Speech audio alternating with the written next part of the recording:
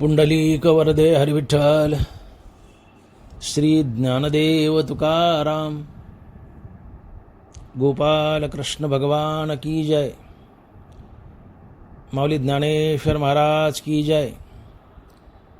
जगद्गुरु तुकाराम महाराज की जय। देह जाईल जाईल याची काळबा खाईल, कार्य न उमजसी दगडा कैचे हत्ती घोडेवाडा। लोडे बालिस्ते सुपती जरा आलिया फजिती। कार्य न उमजसी दगडा कैचे हत्ती घोडेवाडा। शरीर संबंधाचे नाते भोरड्या उडविती शेताते। अजून तरी होई जागा तुका म्हणे पुढे दगा। कार्याने उमजसी दगडा कैचे हत्ती घोडेवाडा। प्रस्तुत कीर्तनरूपी सेवेसाठी निवडलेला अभंग जगद्गुरु श्री संत तुकाराम महाराज यांचा 5 चरणाचा व उपदेश्वर प्रकरणातील अभंग आहे। तुकोबराय म्हणतायत, देह जाईल जाईल याशी काळबा खाईल। देह जाईल जाईल याशी काळबा खाईल। देह जाईल जाईल। तुकोबरायांनी जाईल हा शब्द 2दा वापरलाय। जाईल या शब्दावर वजन दिलंय। नुसतं देह जाईल म्हटलं नाही तर देह जाईल जाईल। इथे तुकोबराय जाईल जाईल या शब्दातून आम्हाला देहाची नश्वरता सूचित करतायत।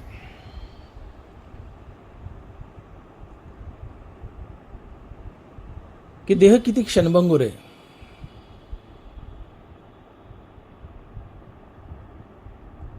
क्षणभंगुर हे जाय न कळता ग्रास गिळी सत्ता नाही हाती। देह किती क्षणभंगुर आहे। तुकोबराय म्हणतायत की हातात घेतलेला घास आम्ही तोंडापर्यंत नेऊ शकत नाही। मध्येच आम्हाला हार्ट अटॅक येतो आणि आम्ही मरतो। क्षणभंगुर हे जाय न कळता ग्रास गिळी सत्ता नाही हाती। नरवराय म्हणतायत, मासी पाक पाखडी तव्हे सरे। काळ नळाच्या तोंडी लावली लोणीयाची उंडी। मासी पाक पाखडी तव्हे सरे। माशीला पंख फडफडायला जेवढा वेळ लागतो तितक्या वेळात देह संपतो, मनुष्य मरतो। म्हणून अभंगाच्या पहिल्या चरणात तुकोबराय देहाची क्षणिकता सांगतायत।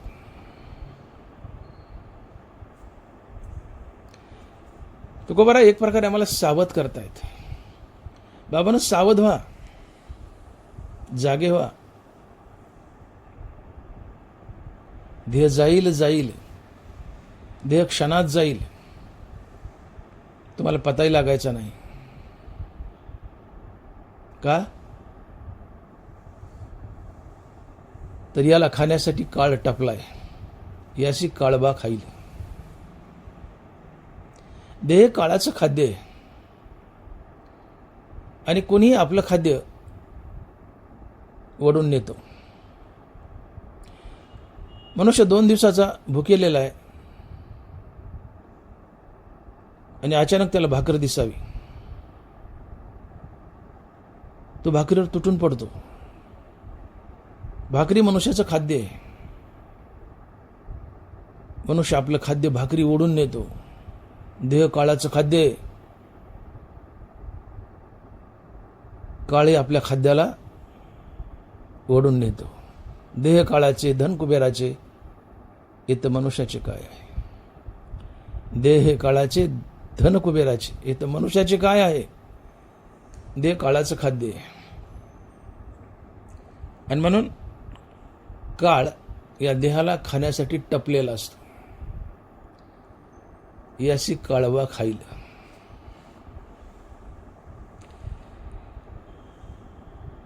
म्हणून तुकोबाराय मला म्हणतात की बाबांनो जागे व्हा, त्वरा करा, हरिनामाला लागा, भक्तीला लागा, परमार्थाला लागा, त्वरा करा. का तर देह जाईल जाईल, देह जाईल जाईल, अचानक देह जाईल. म्हणून त्वरा करा, घाई करा, परमार्थाला लागा.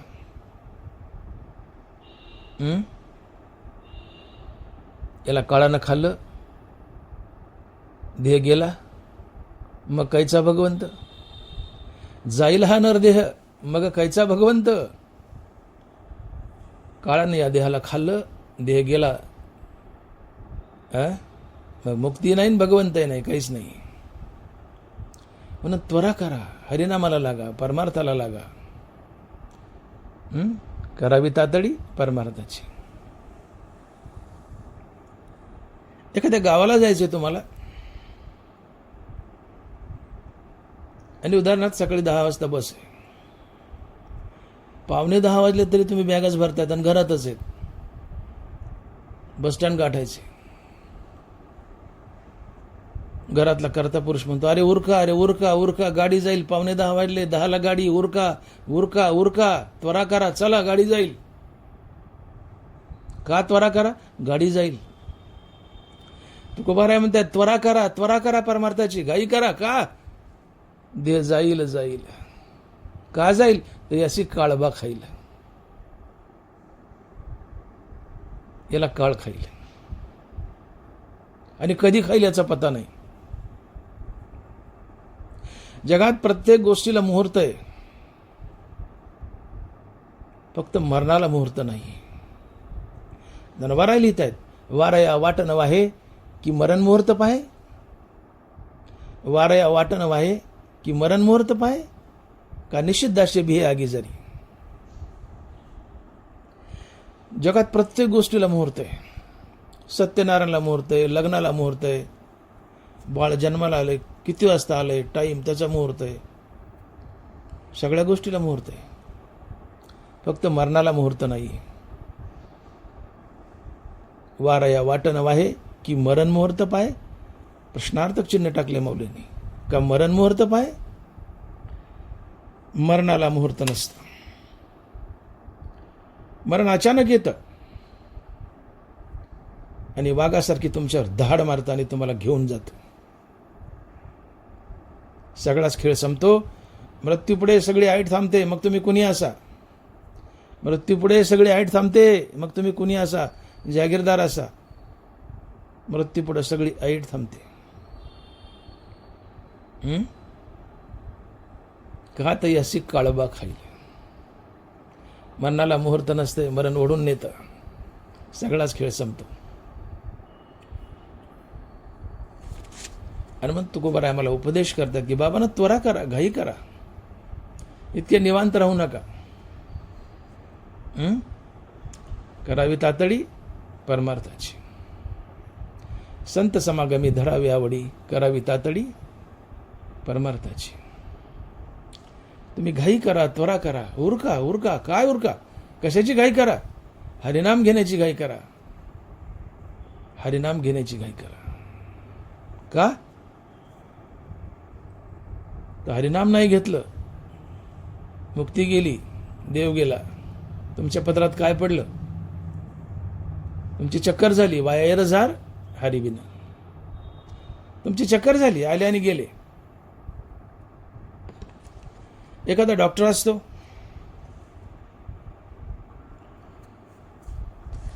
तो एखाद्या गावाला व्हिजिट द्यायला जातो. त्या गावी डॉक्टर गेलाय,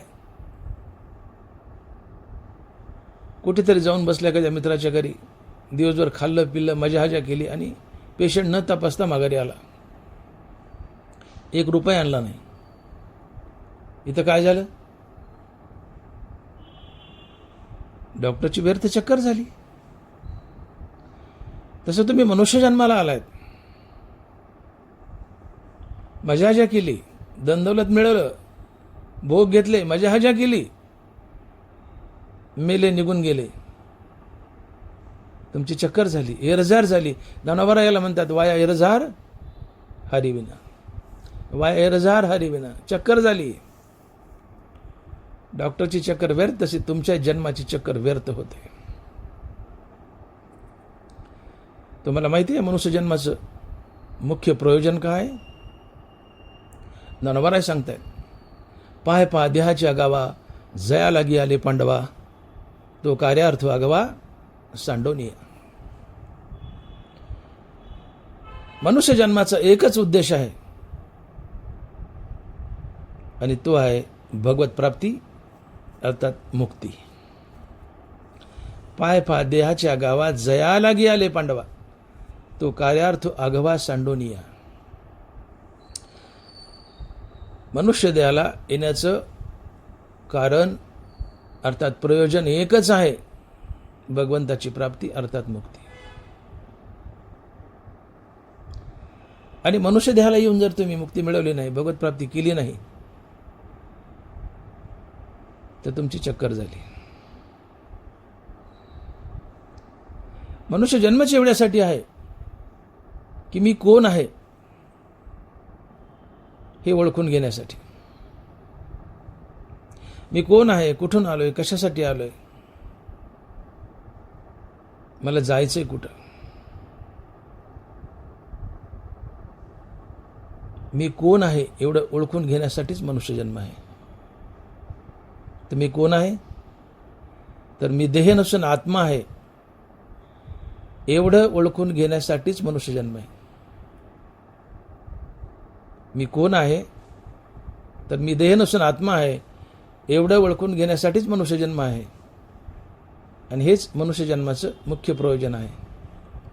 पण मनुष्य नेमकं हे विसरतो, मी कोण आहे, तर मी आत्मा आहे ही ओळख पटवण्यासाठी मनुष्य आलाय. मनुष्य नेमकं हे विसरतो आणि बाकी सगळं करतो, फापट पसरा जमवतो. ये मृत्यूलोकेचे उपराटे. नानाबाने खडसावून सांगितले की मनुष्य जन्माचं प्रयोजन एकच आहे, भगवत प्राप्ती मुक्ती. पण मनुष्य ही भगवत प्राप्ती मुक्ती सोडून सगळं करतो, फक्त मुक्तीच मिळत नाही, भगवत प्राप्तीच्या मागेच लागत नाही. आणि मग तुम्हाला कळावं की मनुष्य जन्माचं प्रयोजन फक्त मुक्ती आहे. बाकीची प्रयोजन पुढं आहेत. तो मजा हजा, भोग, एन्जॉय वगैरे वगैरे हे सगळं पुढं, नंबर 2ला. नंबर 1ला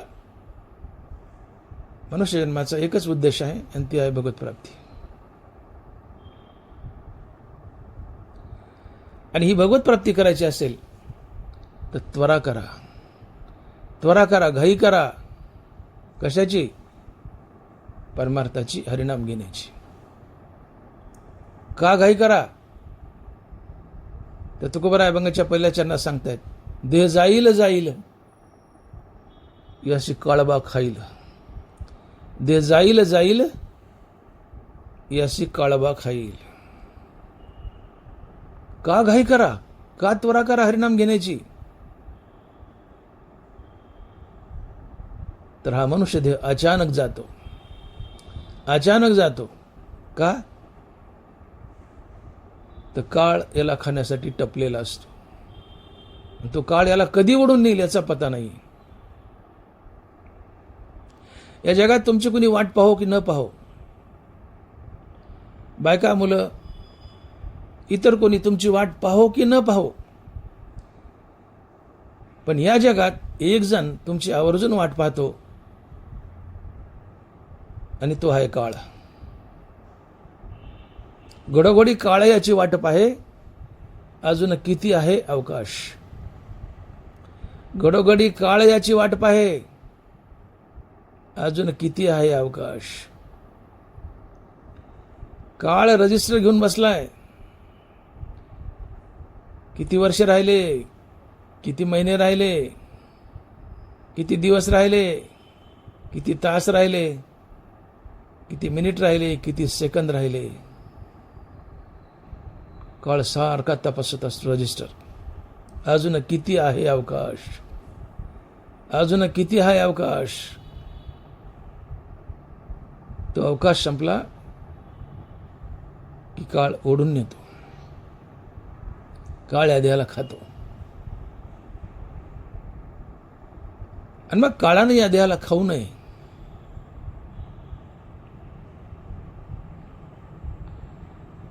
आमचा देह काळानं ओढून नेऊ नये.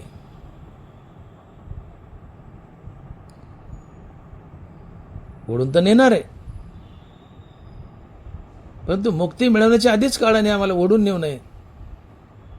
यासाठी तुकोबाराय म्हणतात, त्वरा करा, घाई करा, उरका, चला, करावी तातडी परमार्थाची. का तातडी करा, तर देह जाईल जाईल याची काळवा खाईल.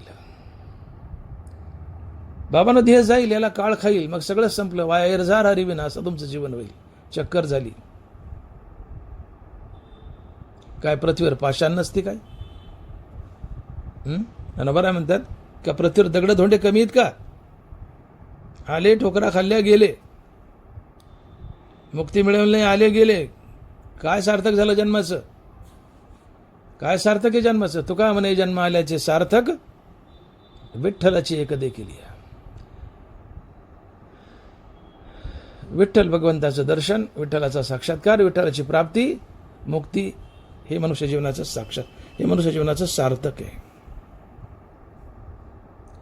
हे सार्थक प्रत्येकानं करून घ्यावं. आणि सार्थक तेव्हाच होईल ज्यावेळेस तुम्ही हरिनामाची त्वरा कराल, घाई कराल. आणि नाही केली तर काळ ओढून नेईल, देह जाईल, सगळा खेळ संपेल, तुमचं जीवन शून्य होईल. याला ज्ञानोबा म्हणतात, वाया एरझार हरिविना.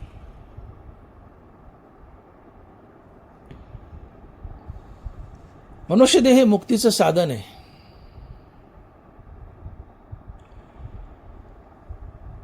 आणि या मनुष्यदेहानं माणसानं मुक्ती मिळवावी, हे मनुष्य जन्माचं प्रथम प्रयोजन आहे.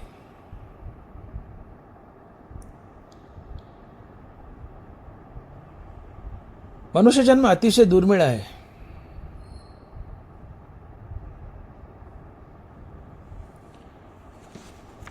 दुर्लभ मनुष्य देह जाना, शतवर्षाची गणना. मनुष्य देह अतिशय दुर्मिळ आहे. तो भाग्यानं तुम्हाला मिळाला आहे. तो भारत देशात मिळाला आहे. भरतखंडी नरदेहाची प्राप्ती हे तो भाग्याची संपत्ती. त्याहीवरी जो परमार्थी, तयाचा मी वशवर्ती परमात्मा. मनुष्य जन्म अतिशय दुर्मिळ आहे. तो भाग्यानं तुम्हाला मिळाला आहे आणि तो भारतात मिळाला आहे. आणि ज्याला भारतात मनुष्य देह मिळाला आहे तो जर परमार्थिक असेल तर भगवान कृष्ण म्हणतो, मी त्याच्या वश राहतो. तयाचा वशवर्ती मी परमात्मा. त्याच्या अंकित राहतो, स्वाधीन राहतो, त्याच्या वश राहतो.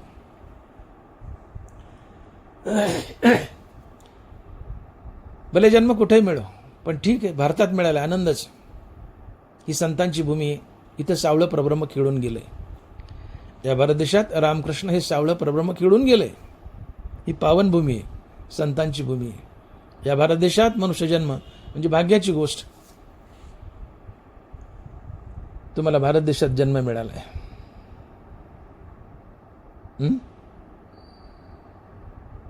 परमार्थाची त्वरा करा, भक्तीला लागा, मुक्ती मिळवा, जीवनाचं सार्थक होईल. मुक्ती आणि मनुष्यदेह या दोन गोष्टी अतिशय दुर्मिळ आहेत. जगात सर्वात दुर्मिळ काय असेल तर ती आहे मुक्ती. आणि नंबर 2 ला जगात सगळ्यात दुर्मिळ काय असेल तर तो आहे मनुष्यदेह. कोट्यावधी वर्ष लोटली तेव्हा कुठं मनुष्यजन्म मिळतो. कोट्यावधी वर्षानंतर मनुष्यजन्म मिळतो. अंदाजे 10-20 कोटी वर्षानंतर मनुष्यजन्म मिळतो. कधी 10-20 कोटी वर्ष जावेत आणि कधी मनुष्यजन्म मिळावा. 84 लक्ष योनी फिरून झाल्यानंतर मनुष्यजन्म मिळतो.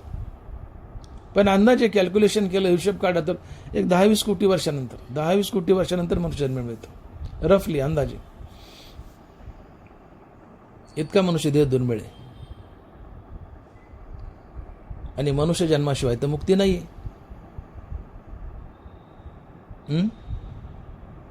याची देही घडे देवाची भजन, अनेक हे जाण नाही कोटे. मनुष्य देहातच देवाचं भजन आहे आणि देवाच्या भजनानंच मुक्ती आहे. आणि मग मनुष्य देह अतिशय महान आहे. हा गलिच्छ आहे, घाणेरडा आहे. पण भगवंताची प्राप्ती करून देतो म्हणून हा महानय आहे. नाथ महाराज लिहित आहेत की नरदेहायसे गोमटे, शुद्धिता त्रैलोकी न भेटे. देहायसे ओखटे, अति खोटे आन नाही. नरदेह जर भक्तीत झिजवला तर या देहासारखं गोमटं काही नाही. आणि हाच नरदेह जर भोगात झिजवला तर याच्यासारखं गलिच्छही काही नाही. नरदेहायसे गोमटे, शोधिता त्रैलोकी न भेटे. देहायसे ओखटे, अति खोटे आन नाही.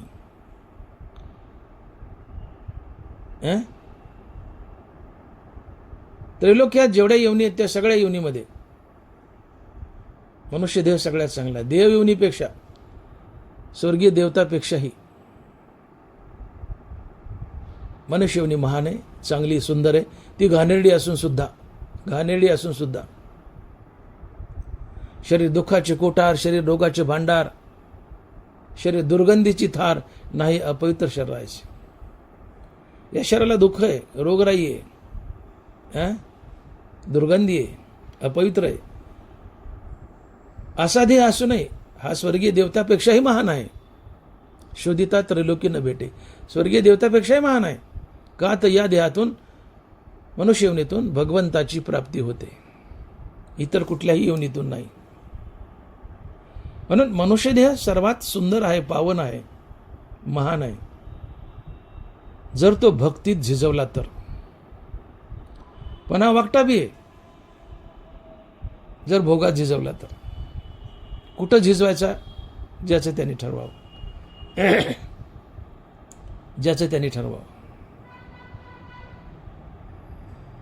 आणि मग शहाणे व्हा, जागे व्हा. भूतकाळ गेला तो आपला नाही. भविष्यकाळ जीवनात येईल याचा भरोसा नाही. कळतंय ना? भूतकाळ गेला तो आपला नाही. भविष्यकाळ जीवनात येईल याचा भरोसा नाही. आहे तो वर्तमान काळ आपला आहे आणि तो मुठीत धरलेल्या पाण्याप्रमाणे निसटून चाललाय.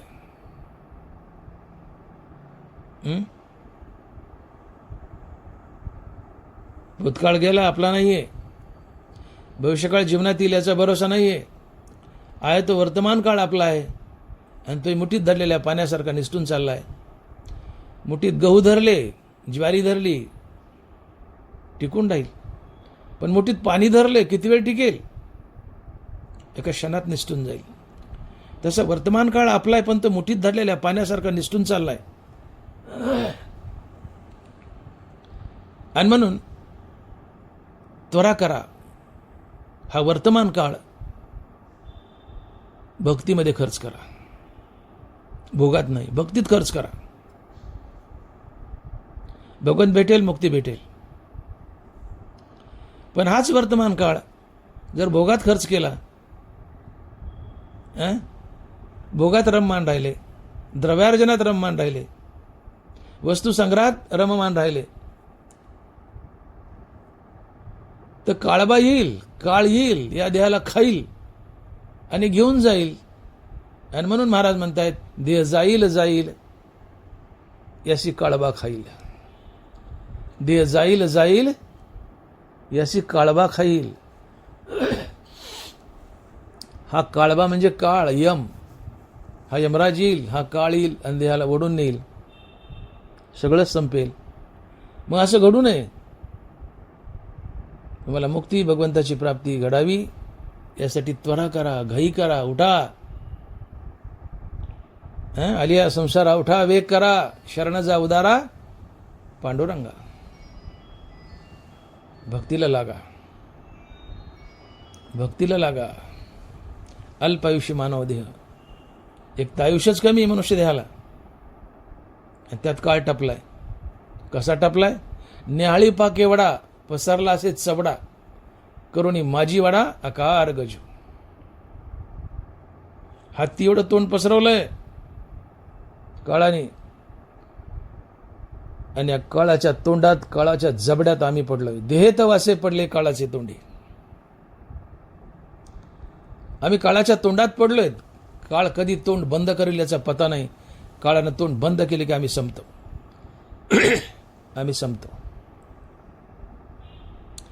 नरावाने गोड दृष्टांत देत आहेत. माऊली लिहित आहेत की दरदूर सापे गिळीजत आहे उभा, तरी तो माशिया वेटाळी जिबा, तैसे प्राणी कवना लोभा, वाढवी ती तृष्णा. एक बेडूक माशा खातोय, आणि मग नाही माशा खाण्यात. तेवढ्यात एक मोठा साप पाठीमागून आलाय, आणि त्या सापाने तो बेडूक अर्धा गिळलाय. बेडूक अर्धा गिळलाय. हे दृश्य बेडूक पाहतोय की मागून साप आलाय, तो आपल्याला गिळायला लागलाय, अर्ध गिळलंय आपल्याला. बेडकानं पळावं ना, सापाच्या तावडीतून सुटावं ना, तर नाही. तो बेडूक म्हणतो आणखीन 10-5 माशा खाऊन घेतो, 10-5 माशा खाऊन घेतो. बेडूक पुन्हा माशा खाण्यात मग्न होतो. तोपर्यंत साप त्या बेडकाला पूर्ण गिळतो. सापानं अख्खा बेडूक गिळला, अख्खा बेडूक गिळला, बेडूक संपला. तसं काळानं आम्हाला गिळलंय. आम्ही काळाच्या तोंडात पडलोय. देहत वासे पडले काळाचे तोंडी. आम्ही काळाच्या तोंडात पडलोय. हा काळ, हे तोंड, हा जबडा कधी बंद करेल आम्हाला पता नाही.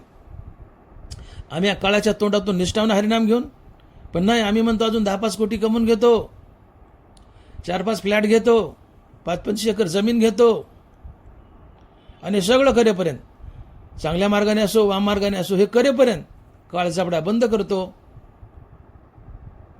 सापानं जबडा बंद केला, बेडूक संपला. काळानं जबडा बंद केला, माणूस संपतो.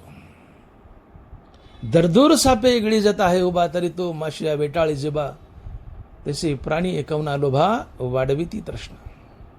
अरे कशा करता ही हाव आहे? ही हाव कशा करता? अरे तुम्ही तुमच्या डोंकवून पहा रे. तुमचं शरीर किती क्लिष्ट आणि किती क्षणभंगूर आहे. काय तुम्ही, या हृदयाचे 4 चेंबर्स, हृदयापासून निघालेले रक्तवाहिन्या, थोरेशिक आवरटा, अबडॅमिनल आवरटा, इन्फिअर व्हॅना घ्यावा. काय तुम्ही, 2 फुफ्फुस, 1 लिव्हर, 2 किडन्या, हे आतडे कातडे, वर अर्धा 1 किलोचा मेंदू, एखाद्या किलोवर 2 किलो काय असेल वजन मेंदू. अरे तुम्ही हे आहात, तुम्ही हाडकं आहात. या हाडाला लॅमिनेशन केले वरून मांसकांडाचं. फोटोला लॅमिनेशन करतो ना, तसं हाडाला लॅमिनेशन केलंय मसलचं, मांसकांडाचं. ज्यावेळेस देह जळतो, हे लॅमिनेशन वरचं मस्क्युलेचर, मांसखंड जळून पडतं. त्यावेळेस फक्त स्केलेटन, नुसती हाडकं राहतात. आणि हाडकं म्हणजे तुम्ही असता. आणि मग एक एक हाडूक घेऊन सावडायला गेले ना दुसऱ्या दिवशी, त्या जाळात पाणी वाटतात, त्या आगीत अग्नी थंड होते, त्यातले एक एक हाडूक काढतात नातेवाईक. हा साहेबाचा फिमर, हो हो हो हो हो, भोकाड पसरतात, रडतात. हा साहेबाचा टिबिया, हो हो हो हो, हा साहेबाचा ह्युमरस, हो हो हो हो हो. ही हाडकाची नाव आहेत हा आमच्या मेडिकलच्या भाषेत. हा साहेबाचा फिबुला, हा हा हा हा, हा साहेबाचा रेडियस आलना, हो हो हो हो हो. ही साहेबाची व्हर्टिब्री, हे साहेबाचं स्कल. हातात धरू धरू रडतात. हं? मोठी मौज आहे.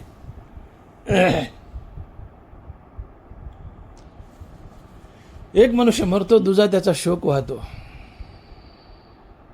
एक मरे, दुजा त्याचा शोक वाहे. समर्थ रामदास स्वामी. एक मरे, दुजा त्याचा शोक वाहे. एक मनुष्य मरतो आणि मागचे त्याचा शोक वाहतात, आयुष्यभर दुःखी आणि रडत असतात. पण त्यांना ही उमज येत नाही की तो मेलाय, उद्या मीही मरेल आणि असाच्या स्मशानात जाळला जाईल. ही विवेक जागृती त्या माणसात येत नाही. ये मृत्यूलोकीचे उपराटे. कोण आहेत तुम्ही? जरा शरीरात डोंकून पाहो, शरीराची फिगर पहा, शरीराची रचना पहा, अनाटॉमी पहा. हे पोट फाडं, ॲबडामन फाडं, ते गटार आहे, गटार. ॲबडामन म्हणजे गटार आहे, खड्डा एक. त्याच्यात उजवीकडे लिव्हर, डावीकडे स्प्लीन, पॅन्क्रियास, मध्यभागी स्टमक, डिओडिनम, खाली स्मॉल इंटेस्टाईन, मग large intestine, ascending colon, transverse colon, descending colon, sigmoid colon, rectum, anus. हे तुम्ही आहेत.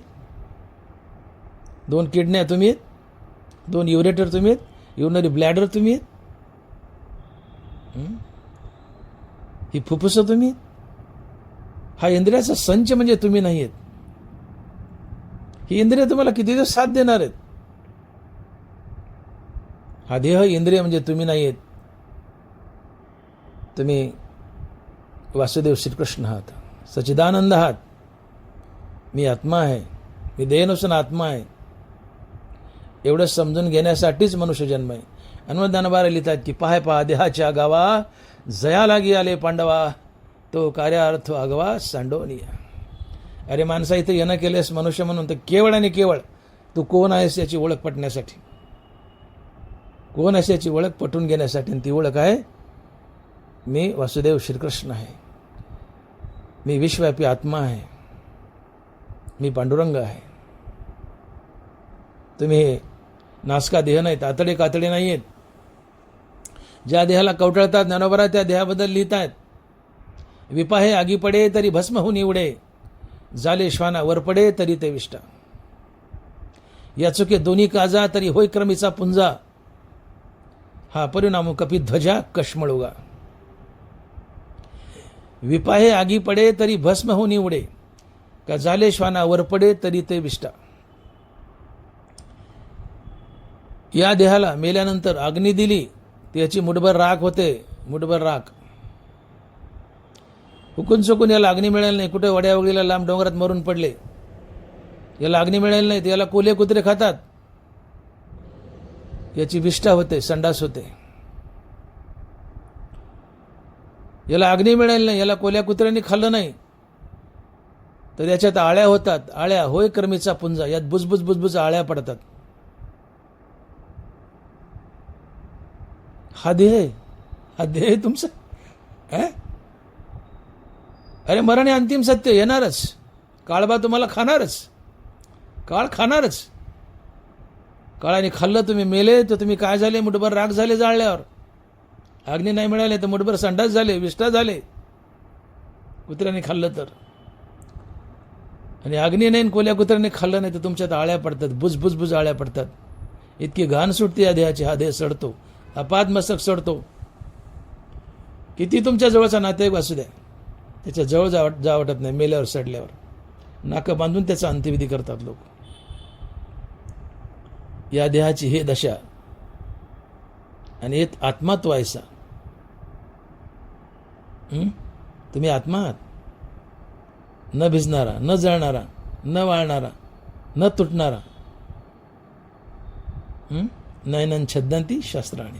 तुम्ही आत्मा आहात. ही ओळख पटून घेण्यासाठी तुम्ही आलायत. पाहे पहा देहाच्या आगावा, जया लागे आले पांडवा, तो कार्यार्थ आगावा सांडोनिया. मनुष्यवनी भोगासाठी नाही, मनुष्यवनी त्यागासाठी आहेत.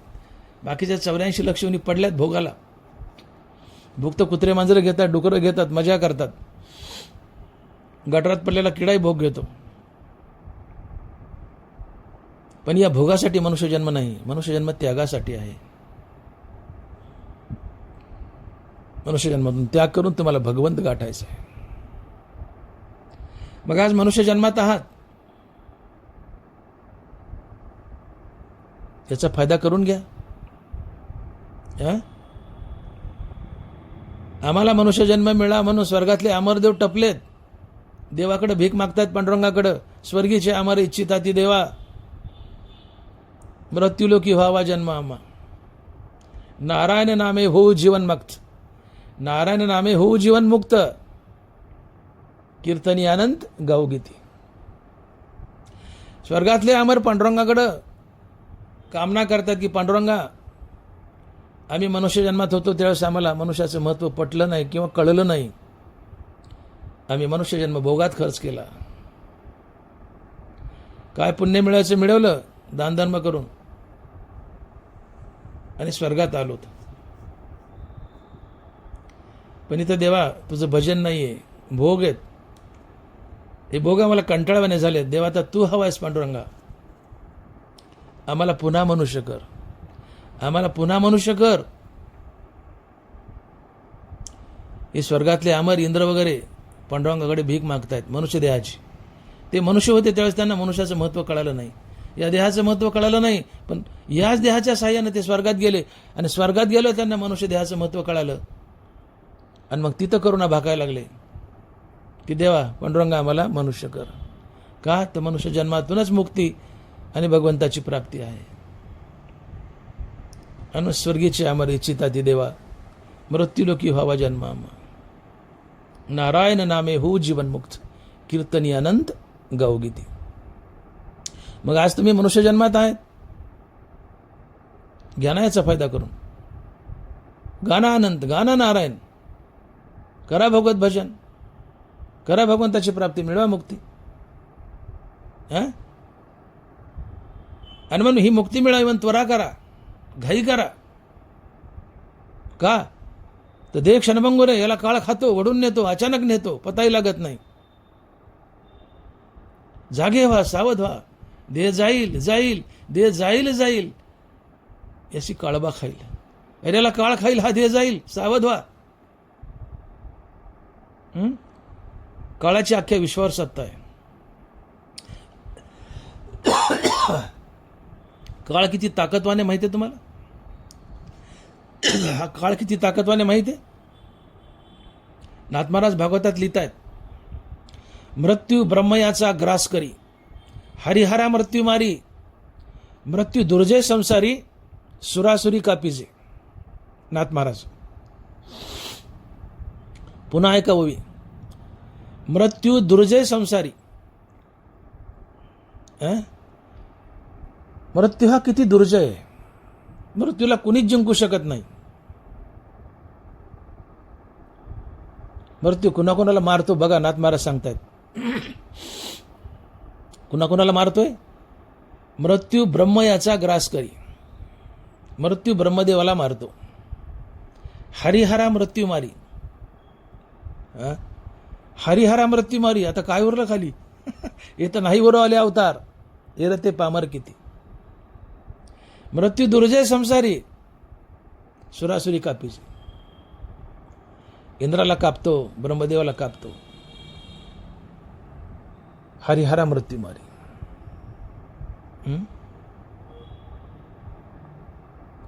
ज्या पुण्याने इंद्र, मनुष्य स्वर्गात गेला आणि इंद्र झालाय,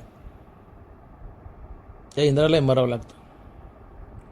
त्या पुण्याची पावटी सरे, सभेची इंद्रपणाची उठी उतरे, आणि येऊ लागती माघारे मृत्यू लोक. ज्या पुण्याच्या बळावर हा इंद्र स्वर्गात इंद्र बनलाय, ते पुण्य भोगून संपलं की त्याला मृत्यू लोकात येऊन पडावं लागतं, किडामुंगी व्हावं लागतं. तुका म्हणे जाती पुण्यक्षय अधोगती. इंद्राला मरावं लागतं, ब्रह्मदेवाला मरावं लागतं.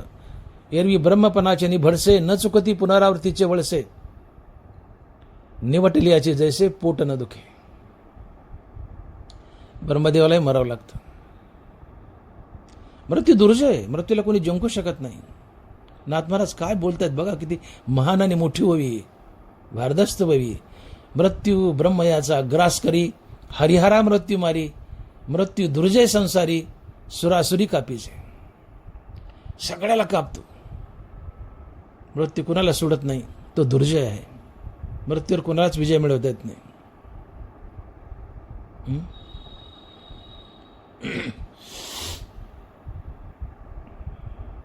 आणि म्हणून तुम्ही जागे व्हा, शहाणे व्हा.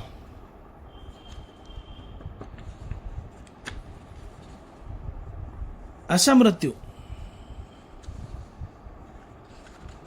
की जो दुर्जय आहे, तो तुम्ही जिंकू शकता संत पदाची प्राप्ती करून. नाथ महाराजांनी ही जी ओवी लिहिली ती प्रलय आल्यानंतरची. ज्यावेळेस प्रलय येतो त्यावेळेस मृत्यू सगळ्यांनाच मारून टाकतो. मृत्यू ब्रह्म्याचा ग्रास करी, हरिहरा मृत्यू मारी, मृत्यू दुर्जय संसारी, सुरासुरी कापीचे. हे प्रलयाच्या वेळेस, प्रलय आलं. पण एरवी तुम्ही मनुष्य रूपातून संत बना. तुम्ही काळाला जिंका. तुका म्हणे काळा हाना तोंडावरी, जगा काळ खाय आम्ही माथा दिला पाय.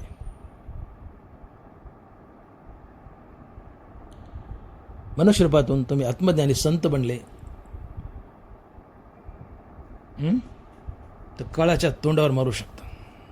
त्याच्या माथ्यावर पाय देऊन वैकुंठात किंवा सायुज्य मुक्तीत आत्मस्वरूपात जाऊ शकता. आणि आत्मस्वरूपात जाण्यासाठी तुम्ही त्वरा करा, घाई करा, घाई करा. काळ बलवान आहे, दुर्जय. तो तुम्हाला वडून नेईल आणि मग तुमचा देह जाईल आणि मुक्ती गेली, भक्ती गेली, सगळंच गेलं. आणि मग तुकोबाराय म्हणतात की देह जाईल जाईल याशी काळबा खाईल. देह जाईल जाईल याशी काळबा खाईल.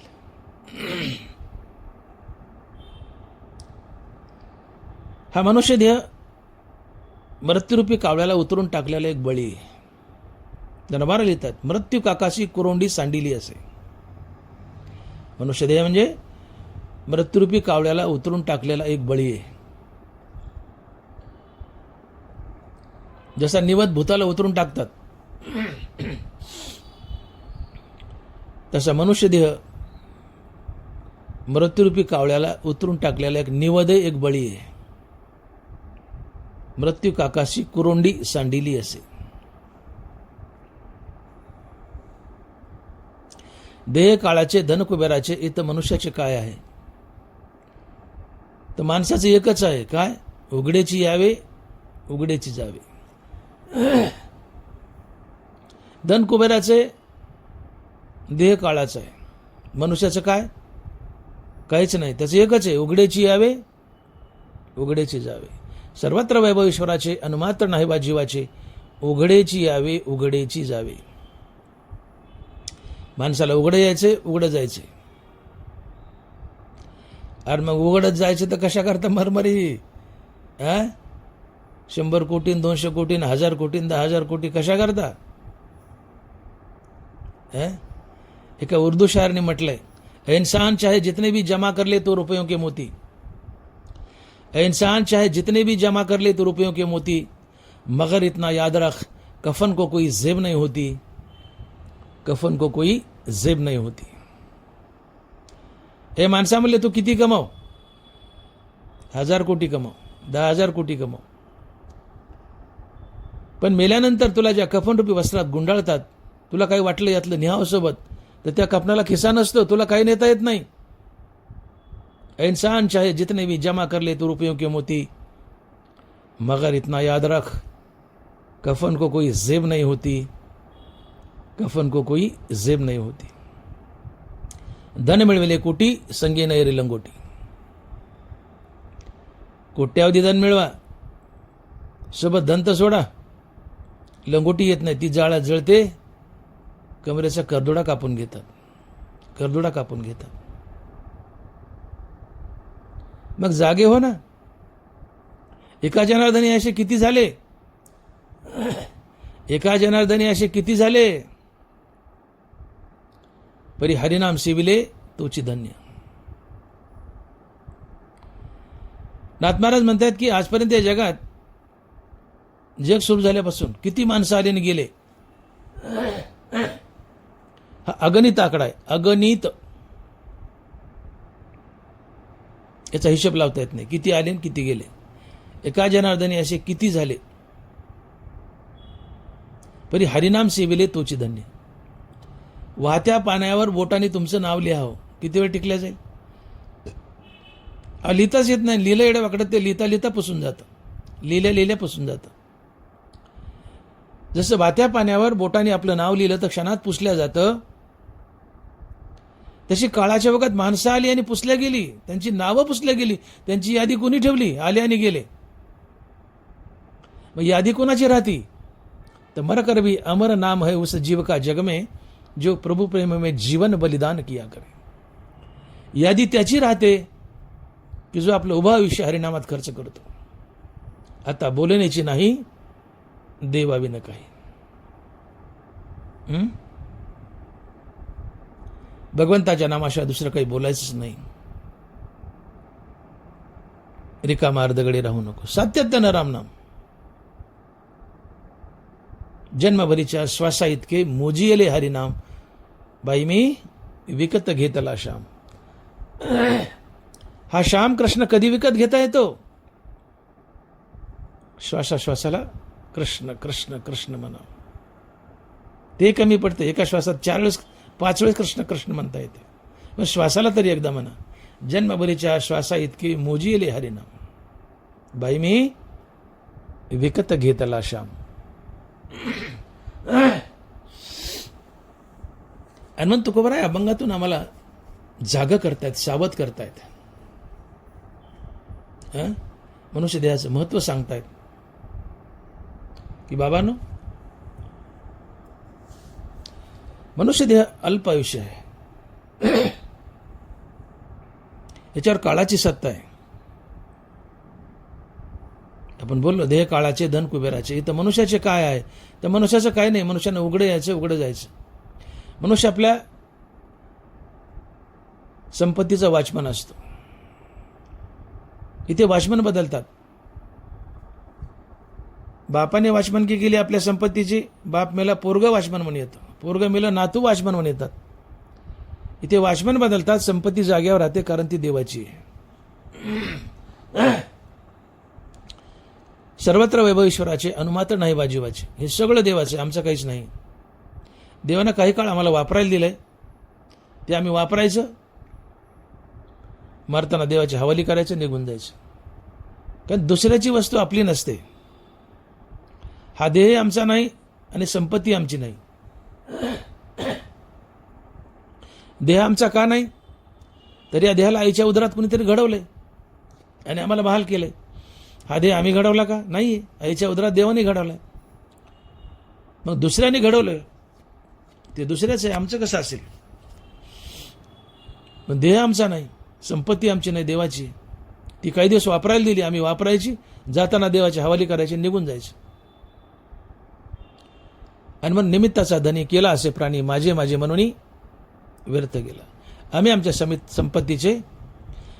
संपत्तीचे निमित्ताचे धनी आहोत, वॉचमन आहोत. काही दिवस वॉचमन की करायची, या धनाची राखण करायची, निघून जायचं. कारण ते देवाचे देवाला देऊन टाकायचं, निघून जायचं. या धनाला मुंगळ्यासारखं चिटकून राहू नका. जसा मुंगळा गुळाला चिटकून राहतो, तसं धनाला मुंगळ्यासारखं चिटकून राहू नका. हे तुमचं नाहीच आहे. आणि काही काळ असले तरी या धनाचा न धरी भरवसा, जशी तरुवर छाया.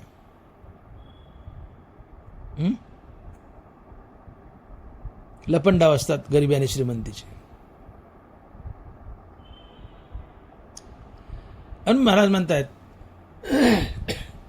की बाबांनो, मनुष्य जन्मात आहात, सुदैवाने मनुष्य जन्म मिळालाय, त्या भोगात आणि द्रव्यार्जनात व्यर्थ खर्च करू नका. पोटापुरतं द्रव्यार्जन तर करावंच लागेल, नशिबात आहे ते मिळूनच आहे. पण ते बेडकासारखं बेडूक माशा खाण्यात मग्न आहे. साप गिळायला म्हणतो अजून काय माशा खातो, मरून गेला सापानं गिळलं. काळा नामाला गिळ आहे, काळाच्या तोंडात आम्ही आहोत, सुटा यातून, काळाच्या जबड्यातून. पण आम्ही म्हणतो काही अजून कोटी मिळून घेतो, धन मिळून घेतो. या धनाच्या लालसेमुळे, तृष्णेमुळे तुम्ही काळाच्या तोंडात अडकता, मरून जाता, सगळा खेळ संपतो. पोटापुरतं धन मिळवा, ते मिळत मिळत भगवत भक्ती करा आणि सुटा जन्मावरच्या फेऱ्यातून बाहेर पडा. आणि हा देह क्षणभंगूर आहे, कधी निसटून जाईल, कधी संपेल याचा पत्ता नाही. काळ याला खायला टपलाय, काळाने खाल्लं की संपलं, तुमचा देह जाईल. हनुमान महाराज आम्हाला सावध करतायत की देह जाईल याची काळबा खाईल, देह जाईल याची काळबा खाईल. देह नश्वर आहे, क्षणभंगूर आहे, काळ याला खातो, ओढून नेतो. भगवत भक्ती राहून जाते, मुक्ती राहून जाते, भगवत प्राप्ती राहून जाते. आणि म्हणून महाराज म्हणतात की देह जाईल. हे एक कारण, देह जाईल. त्वरा करा, देह जाईल.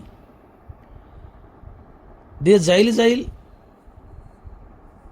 हे म्हणण्याचं अजून एक कारण आहे. देह जाईल म्हणजे देह मरेल. तुकोबा राय आम्हाला देह जाईल या चरणाने, या शब्दाने मृत्यूची आठवण करून देत आहेत, मृत्यूचं स्मरण करून देत आहेत.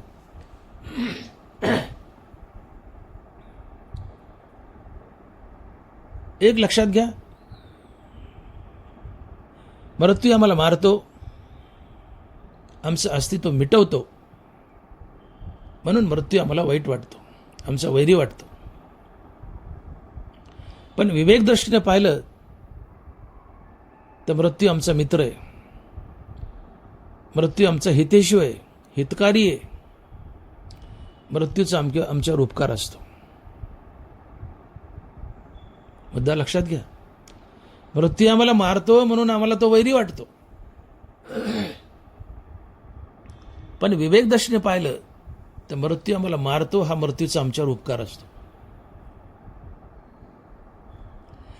कारण जोपर्यंत मृत्यू डोक्यात घोळत नाही, जोपर्यंत तुम्ही मृत्यूचं नित्य स्मरण ठेवत नाहीत,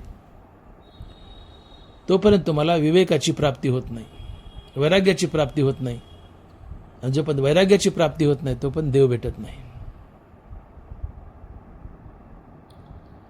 आणि म्हणून तुमचा विवेक जागा व्हावा, तुमच्या जीवनात वैराग्य यावं, यासाठी मृत्यूचं नित्य स्मरण ठेवावं लागतं.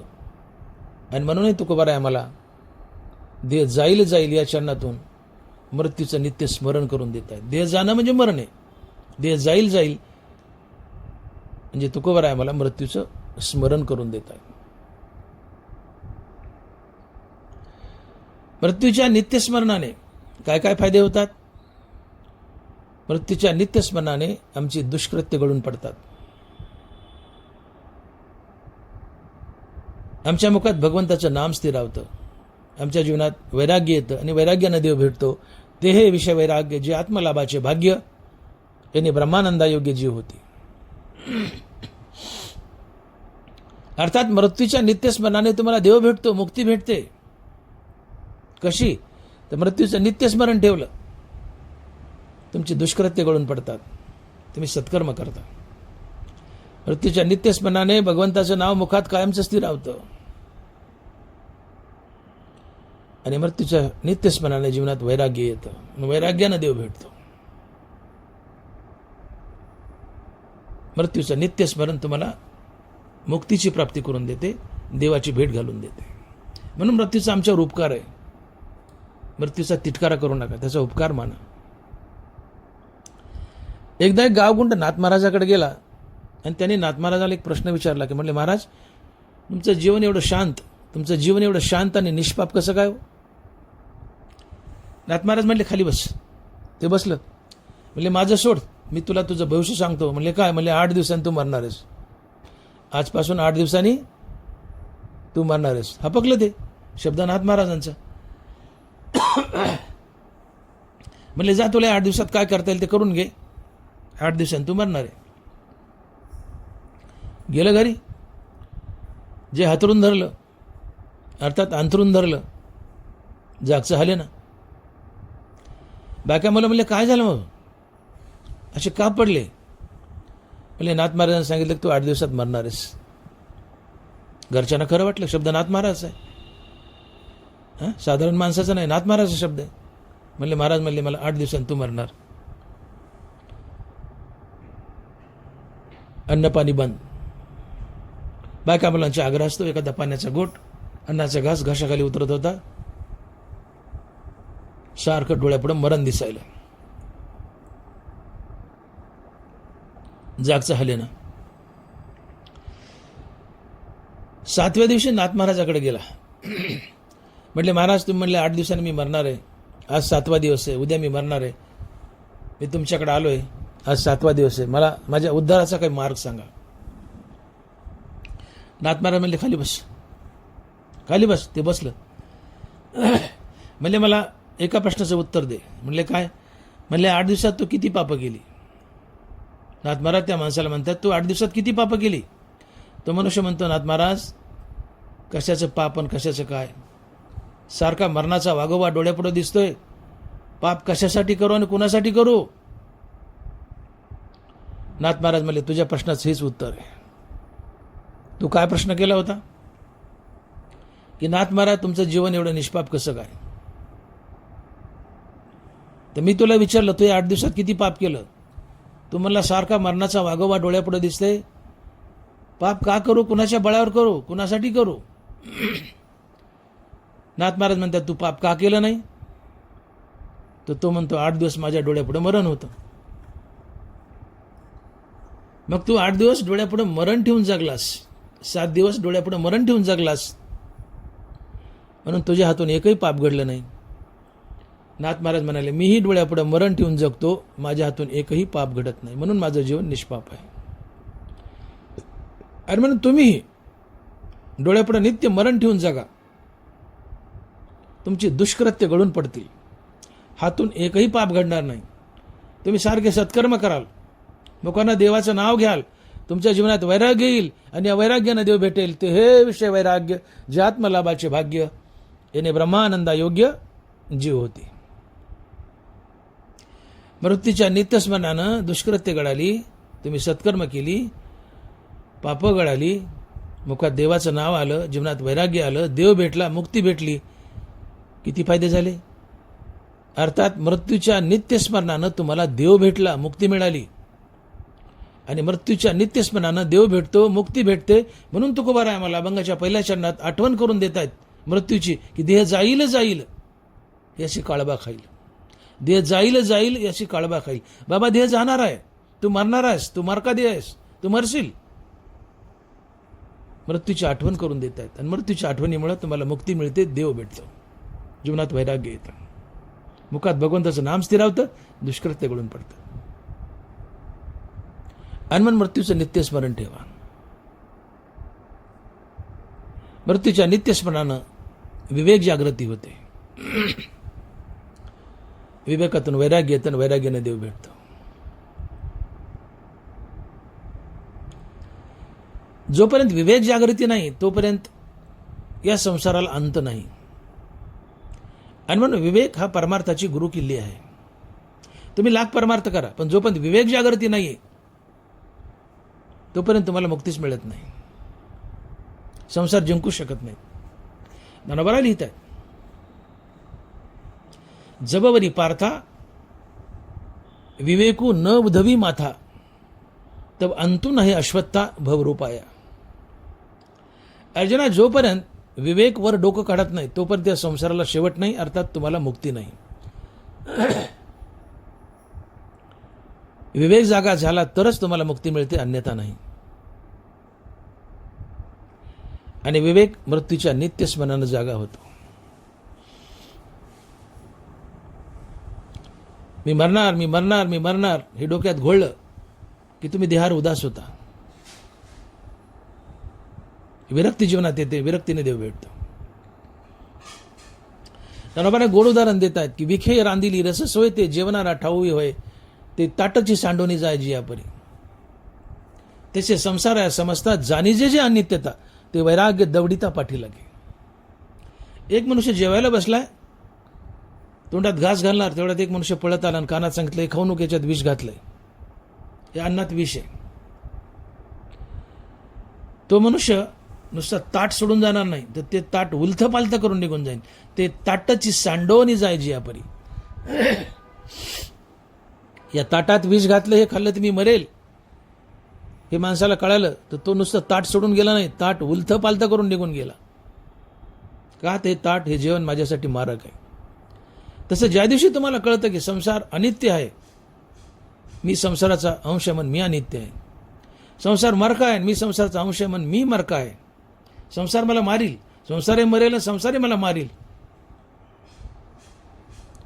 असा बुद्धीवर ठसा पडला की तुमची विवेक जागृती होते. या नश्वर संसाराला तुम्ही त्या विषयाच्या ताटासारखं उलथं पालथं करता. संसार सोडून तुम्ही केवळ आणि केवळ भगवंताच्या पाठीमागे लागता. आणि वैराग्य लंडासारखं तुमच्या पाठीमागे लागतं. त्याला काठीने हल्लं तरी ते निघून जात नाही. ते वैराग्य दवडीता पाठी लागे आणि या वैराग्यानं देव भेटतो. ते हे विषय वैराग्य, जे आत्मलाभाचे भाग्य, याने ब्रह्मानंदायोगी जीव होते. तुमचा विवेक जागा व्हावा. संसार आसार आहे, भगवंत सार आहे. संसार मरका आहे, भगवंत अमर आहे. आणि तो अमर भगवंत मी आहे. आणि त्या भगवंताची मला प्राप्ती करायची, हा विवेक असतो. संसार नश्वर आहे, अनित्य आहे, मी संसाराचा अंश म्हण मी अनित्य आहे. संसार मरका आहे, मी संसाराचा अंश म्हण मी मरका आहे. मग संसार मरतो, मलाही मारतो, मग मी संसारात का रममान हो? मग न मारणाऱ्या देवाच्या मागे का न लागू? मरक्या संसाराच्या मागे का लागू? मग मी मरक्या संसाराच्या मागे न लागता न मारणाऱ्या देवाच्या मागे लागेल. ही विवेक जागृती आहे. ही कशानं आलं? मृत्यूच्या स्मरणानं. विषाचं ताट खाल्लं, मी मरेल, संसार मरका आहे, मला मारेल, हे मृत्यूचं स्मरण आहे. आणि मग मृत्यूच्या नित्य स्मरणानं तुम्ही देहार उदास होता. विवेक जागृती आहे, ते देहार उदास होता. संसार उलथा पालथा करता, संसार सोडून देवाच्या मागे लागता. या विवेकानं वैराग्य येतं आणि वैराग्यानं देव भेटतो. हे सगळं कशामुळे घडलं? मृत्यूच्या नित्यस्मरणानं. आणि म्हणतो खूप बरं आहे, आम्हाला इथं दुसरी गोष्ट, देह जाईल जाईल या शब्दातून सांगतायत की देह जाईल जाईल म्हणजे देह मरका आहे. अर्थात तुकोबारा मृत्यूचं आम्हाला स्मरण करून देत आहेत की बाबांना मृत्यूचं नित्य स्मरण ठेवा. मृत्यूच्या नित्य स्मरणाने तुमचा विवेक जागा होईल, दुष्कृत्य गळून पडतील, तुम्ही सत्कर्म कराल, पुण्यकर्म कराल, तुमच्या मुखात भगवंताचं नाम स्थिरावेल, जीवनात वैराग्य येईल, वैराग्यानं देव भेटेल, मुक्ती भेटेल. आणि म्हणून देह जाईल जाईल याची काळबा खाईल. देह जाईल जाईल याची काळबा खाईल. बाबानो, आयुष्य मोजाया बसला मापारी. काळ तुमचं आयुष्य मोजायलाच बसलाय. अजून किती आहे अवकाश? डायरीज घेऊन बसलाय. घडोघडी काळ याची वाट पाहे. अजून किती आहे अवकाश? मी बोललो, कुणी वाट पाहू की न पाहू तुमची, पण काळ वाट पाहत असतो, ते घडोघडी पाहत असतो. अजून किती आहे अवकाश? का त्या काळाला भूक लागली? तुमचं शरीर काळाचं खाद्य आहे.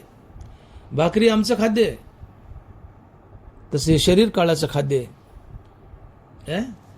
आम्ही भाकरीसाठी टपलेलो आहेत. आम्ही भाकरीसाठी टपलेलो आहेत, तसं काळ आमच्या शरीरासाठी टपलेला आहे. काळाला आमचं शरीर खायचं आहे.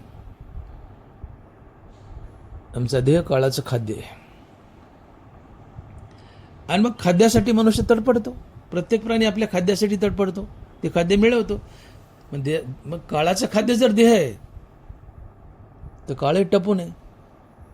घडोघडी काळ याची वाट पाहे, याची काळबा खाईल.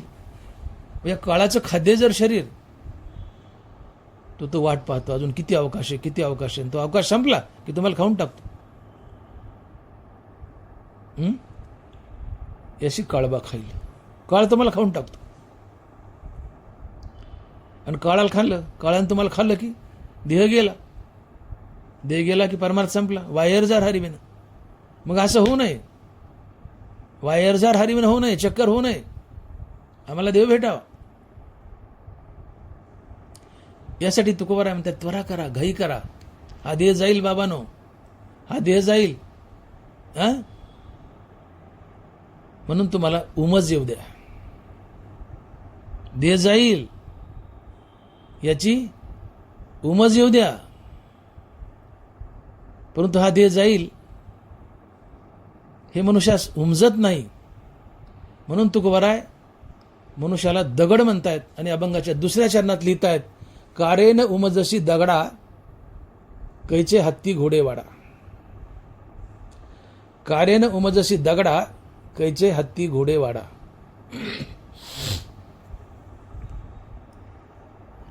बाबानो, काळ्या देहाला खाईल, अचानक खाईल, ओढून नेईल. देह गेला की संपलं. मनुष्य जन्म मिटला. देव भेटत नाही, मुक्ती भेटत नाही, काही भेटत नाही.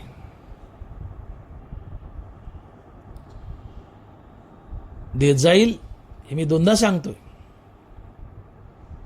पण तरी माणसा तू माझ्याकडे लक्ष देत नाही. तुकोबाराय म्हणतायत हे बाबा देह जाईल, देह जाईल. का तर काळ याला खायला टपलाय.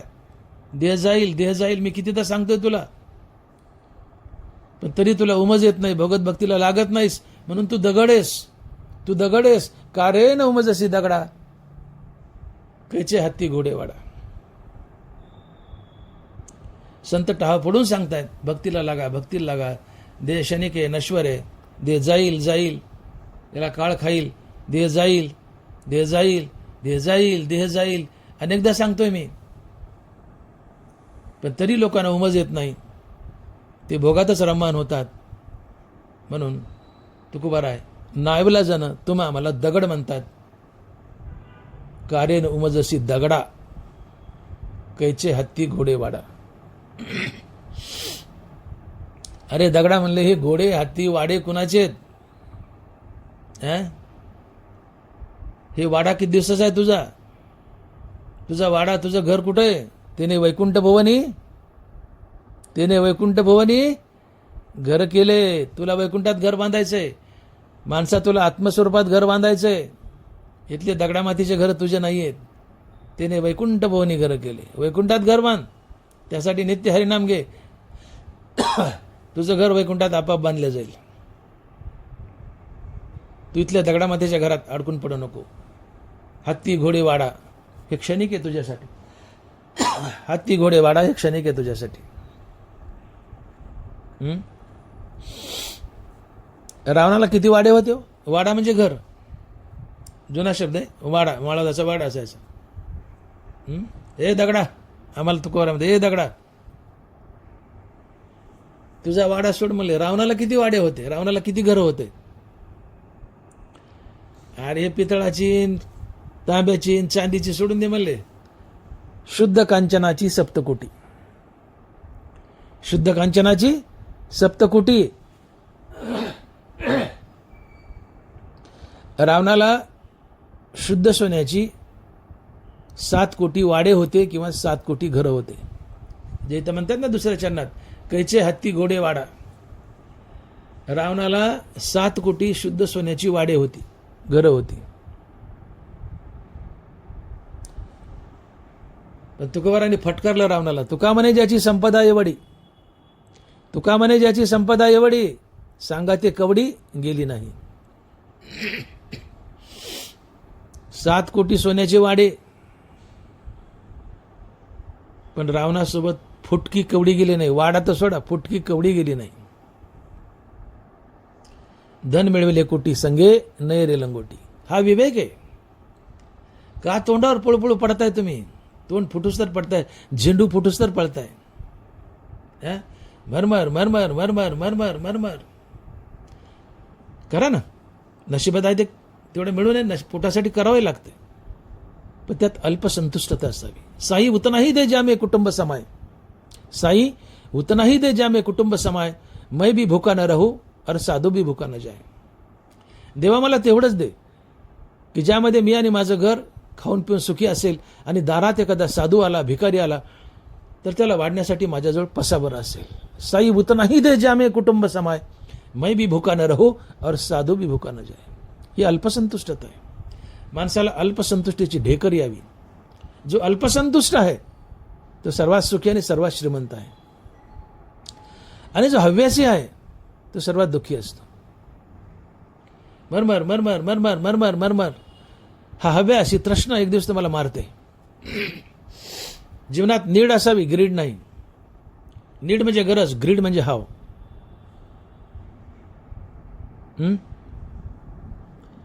एक गाडी ही नीड आहे, पण 2 गाड्या ही हाव आहे. एक गाडी गरज आहे, 2 गाड्या हाव आहे. एक घर गरज आहे, 2 घरं ही हाव आहे.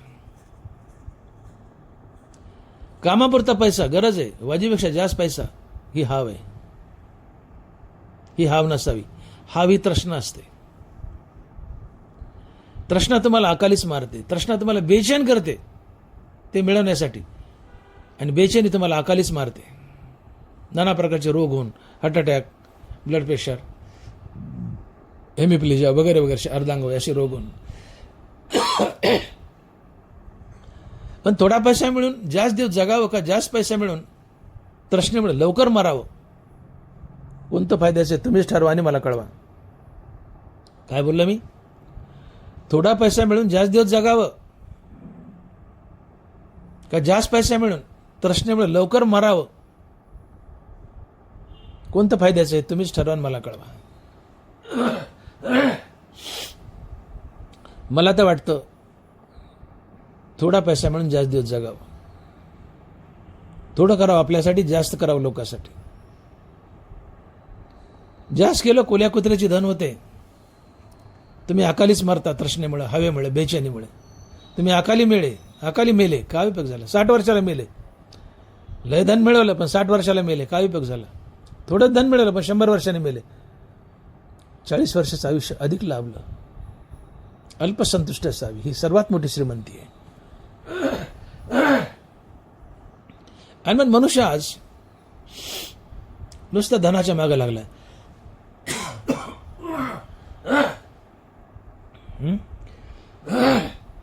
मरमर मरमर, हा व्यवसाय, तो व्यवसाय, नोकरी, भ्रष्टाचार, पैसा पैसा पैसा.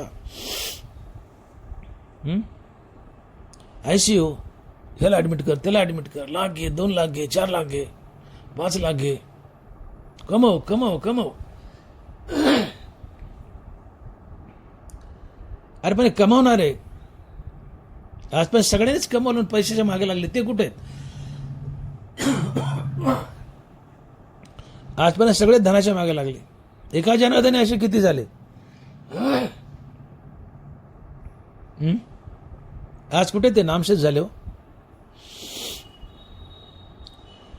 धनवराच्या तुकोबराच्या पायावर लोकांनी 1-1 रुपया टाकला असता तर पैशाचा डोंगर तयार झाला असता. डोंगर. खिशात 1 रुपया नाही, ते तुकोबरा आहे, ज्ञानोबरा आहे.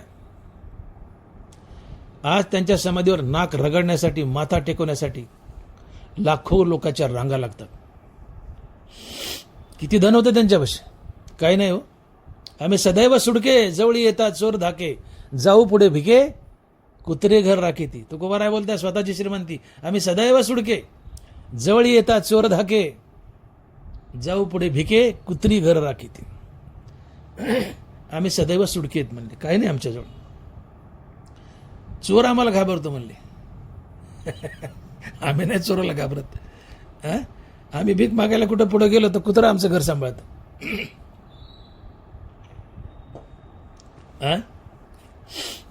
आज का आपल्या देशात कमी श्रीमंत माणसं आहेत? अब्जाधीश आहेत, कोट्याधीश, अब्जाधीश आहेत. त्यांच्या समाधीवर कुत्रे हाकतात, कुत्रे मुततात, पक्षी हाकतात. शब्द घाण आहे पण अतिशय महत्वाचा आहे. या श्रीमंताच्या समाधीवर कुत्रे हाकतात, कुत्रे मुततात. जाणं त्यांच्या समाधीवर नाक रगडायला, मोठ्या मोठ्या अब्जाधीशाच्या.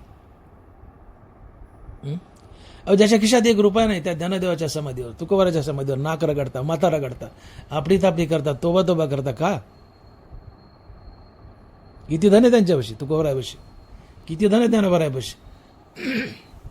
मग आम्हाला का उमजत नाही की ज्यांच्याजवळ रुपये नाहीये त्यांच्या दर्शनाला लाखोच्या रांगा आहेत, त्यांच्या दिंडीसोबत लाखो कोट्यवधी माणसं आहेत. या पैशावाल्याच्या काढा दिंड्या निघतात का बघा ना. मग विवेक जागा करा ना. ज्या ज्ञानोबरायाच्या तुकोबरायाच्या दर्शनासाठी लाखो लोकांची गर्दी आहे, ती का पैशाच्या बळावर आहे का? नाही हो, केवळ हरिनामाच्या बळावर, केवळ हरिनामाच्या बळावर. हरिनामाने ते मोठे झाले. मग तुम्हाला मोठं व्हायचं तर हरिनाम घ्या ना. याचा अर्थ पैसा कमवू नका, पण गरजेपुरता कमवा. आणि ते करत करत हरिनाम घ्या, कामामध्ये काम, काही म्हणा राम राम. तुम्ही मोठे व्हाल. तुमच्या समाधीचं दर्शन घेण्यासाठी रांगा लागतील. आणि म्हणून मी बोललो की मर कर भी अमर नाम है उस जीव का जग में, प्रभु प्रेम में जीवन बलिदान किया करे. मर कर भी अमर नाम है उस जीव का जग में, प्रभु प्रेम में जो जीवन बलिदान किया करे. एका जनार्दने असे किती झाले, परी हरिनाम सेविले तोची धन्य. कोण धन्य आहे? ज्यांनी आयुष्यभर रामनाम घोकले तो धन्य. म्हणून तुकोबराय आम्हाला शान करतायत की धन दौलत बैल बारदाना हत्ती घोडे वाडे हे तुमचे नाहीत रे बाबा, हे तुम्हाला सोडायचे किंवा ते तुम्हाला सोडतील. तुम्हाला उमच का येत नाही? तुम्ही दगडासारखे का झाले? तुम्ही सावध व्हा. धनाला चिटकून बसू नका, धनाच्या मागे लागू नका. देह क्षणिक आहे, क्षणभंगर आहे, याला काळ घेऊन जाईल. आणि काळाने देहाला नेलं की सगळाच खेळ संपेल, सगळं जागच्या जागी राहील.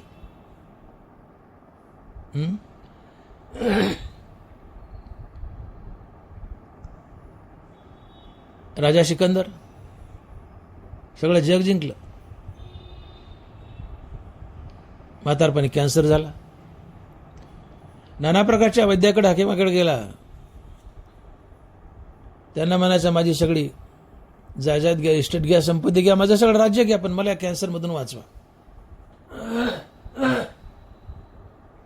वैद्यकीय म्हणायचे राजेसाहेब आता तुमची यातून सुटका नाहीये, मरण तुम्हाला घेऊन जाणार. देह जाईल याची काळबा खाईल, मरण तुम्हाला घेऊन जाणार. हा असाध्य रोग आहे, कॅन्सरवर विलाज नाही, तुम्हाला मरावं लागेल. तो जुना काळ. आता थोडाफार विलाज आलाय कॅन्सरवर, पण हा जुना काळ शेकडो वर्षापूर्वीचा. देह जाईल, हा कॅन्सर तुम्हाला घेऊन जाईल. राजा सिकंदर मनात विचार करायला लागला, आपली जीवन यात्रा चुकली. जे आपल्याला अमर करतंय असं भगवंताचं नाम आपण घेतलं नाही, जे नश्वर आहे ते आपल्याला काहीच कामी येत नाही, आपल्याला तारत नाही, मुक्ती देत नाही, भगवंताची प्राप्ती करून देत नाही. असं राज्य धन दौलत मी कमवली, ते आज मला वाचवण्यासाठी काही कामी येईना. निराश झाला.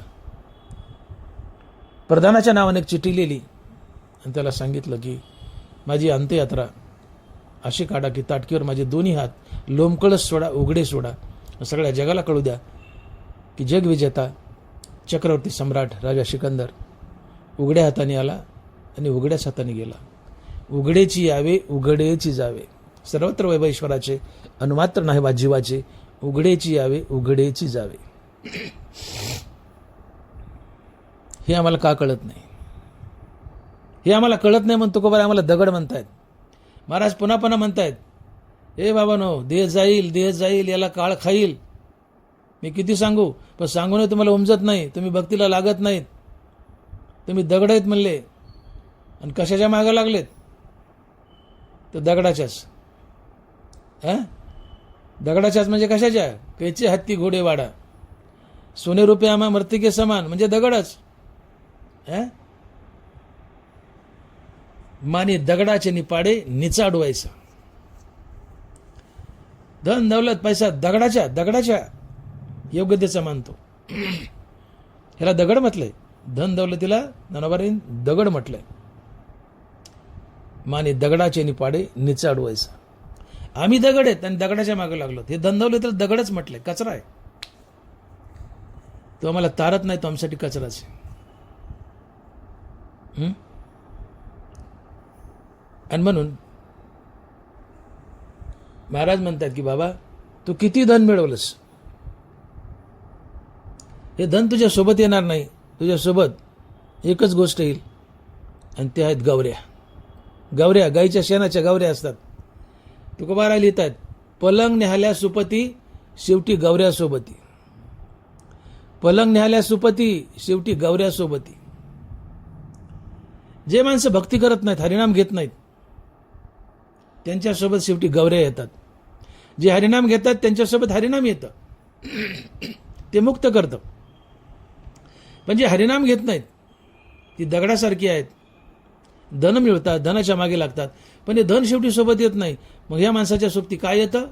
जे हरिनाम घेत नाहीत त्यांच्या सोबती काय येतं? तर गवऱ्या येतात. आणि त्या गवऱ्या काय कामाला? त्याला जाळायला मेल्यावर. हनुमान महाराज लिहितात की पलंग न्याहाल्या सुपती शेवटी गवऱ्या सोबती. शेवटी गवऱ्या सोबती. हरिनाम घेणार नाहीत तर सोबत गवऱ्या येतील. धनदौलत येणार नाहीच, गवऱ्या येतील. गवऱ्या आणि त्या जाळायच्या कामाला येतील.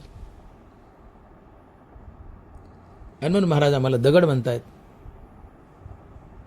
जो धनाच्या मागे लागतो तो दगड असतो, जो हरिनामाच्या मागे लागतो तो विवेकी असतो, शहाणा असतो. म्हणून शहाणा व्हा. तुकोबाराचा संदेश ऐका. ते आम्हाला उमस देत आहेत. त्वरा करा म्हणतात हरिनामाची. भक्तीला लागा, हरिनामाला लागा. लांडीला बडी भ्रष्टाचार सोडून द्या. हरामाचं पचत नसते. आज तिकडे जात नाही मी, पण हरामाचं पचत नाही एवढं सांगतो आणि पुढे जातो.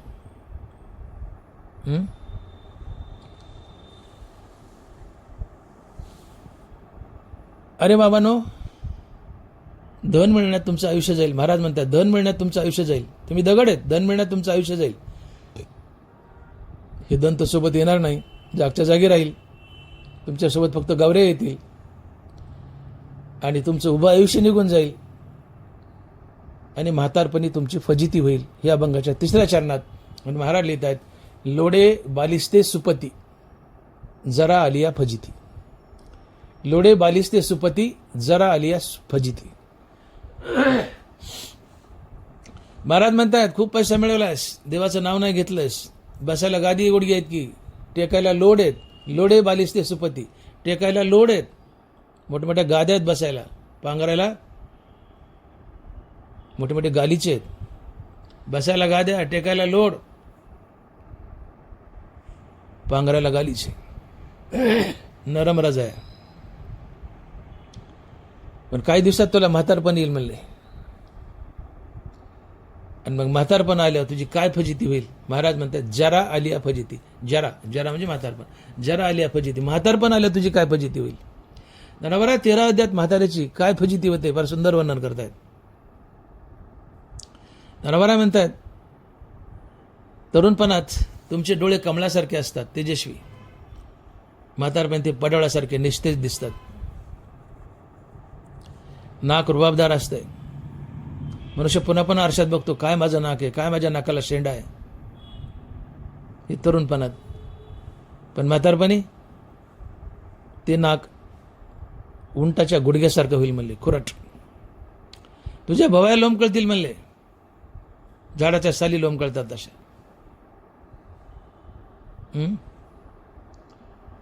नाकातून शेंबूड गळेल, तोंडातून लाळ गळेल. तू पानं खात होतास, लाल मस्त गुलाबी ओठ, पण म्हातारपण ते काळे पडतील. सफरचंदासारखे गाल, त्यावर सुरकुत्या पडतील. बसली जागा उठवायची नाही तुला. जनावर चिखलात फसल्यावर जशी त्यांची धडगत होती तशी तुझी धडगत होईल म्हणले. बसली जागा उठवणार नाही, जीभ तोंडात फसेल. लोक तुझ्या मरणासाठी नवस करतील म्हणले. शिनविल म्हणतील म्हातारा भवता ते हा. नवसे होती इतरे निधनी माझ्या. उबळीचा उजगरा शेजिया सायलिया सरा. उबळीचा उजगरा शेजिया सायलिया घरा. शिनविल म्हणतील म्हातारा भवता ते हा. शिनविल म्हणतील म्हातारा भवता ते हा. नवसे होती इतरे निधनी माझ्या. लोक नवसं करतील की म्हातारं केव्हा मरतंय, याला रातभर खोकल्याची उबळ येते, आमच्या झोपा मोडतंय, हे केव्हा मरल. लोक नवसं करतील. नवसे होती इतरे निधनी माझ्या. अशी म्हातारपण तुझी अवस्था होईल. तू नास्तिक आहे, भक्ती करत नाही, तरुणपणात नुसता भोग घेतो, तुला मजा वाटते, पण म्हातारपण तुझी अशी फजिती होईल. हनुमान महाराज म्हणतात की लोडे बालिस्ते सुपती जरा आलिया फजिती. आणि महाराज म्हणतात की ज्यांच्यासाठी तू आयुष्य जगतोयस, मरमर करतोयस, हे हत्ती घोडे वाडा किंवा संपत्ती मनुष्य कुणासाठी कमवतो? बायका मुलासाठी. पण ज्या बायका मुलासाठी संपत्ती कमवतो त्याचं आणि तुझं नातं कसं आहे हे महाराज अभंगाच्या 4थ्या चरणात सांगतात. आणि महाराज लिहितात की शरीर संबंधाचे नाते भोरड्या उडवितीस येतात. शरीर संबंधाचे नाते भोरड्या उडवितीस येतात.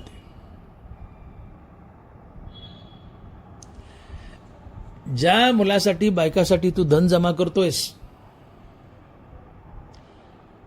त्याचं आणि तुझं नातं कसं आहे म्हणले बघ. तुकोबारा गोड दृष्टांत देत आहेत की शरीर संबंधीची नाती भोरड्या उडवितीस येतात. आपलं आणि आपल्या बायकापोराचं नातं कसं आहे हे पटवून देण्यासाठी तुकोबाराने गोड दृष्टांत दिलाय. तुम्ही शेतकऱ्याची मुलं असाल तर अनेकदा तुम्ही हा प्रसंग पाहिला असेल. ज्वारीच्या दिवसात जेव्हा ज्वारीला दाना भरतो त्यावेळेस ते दाणे खाण्यासाठी, ते दाणे टिपण्यासाठी त्या कणसावर भोरड्या म्हणजे चिमण्या येऊन बसतात.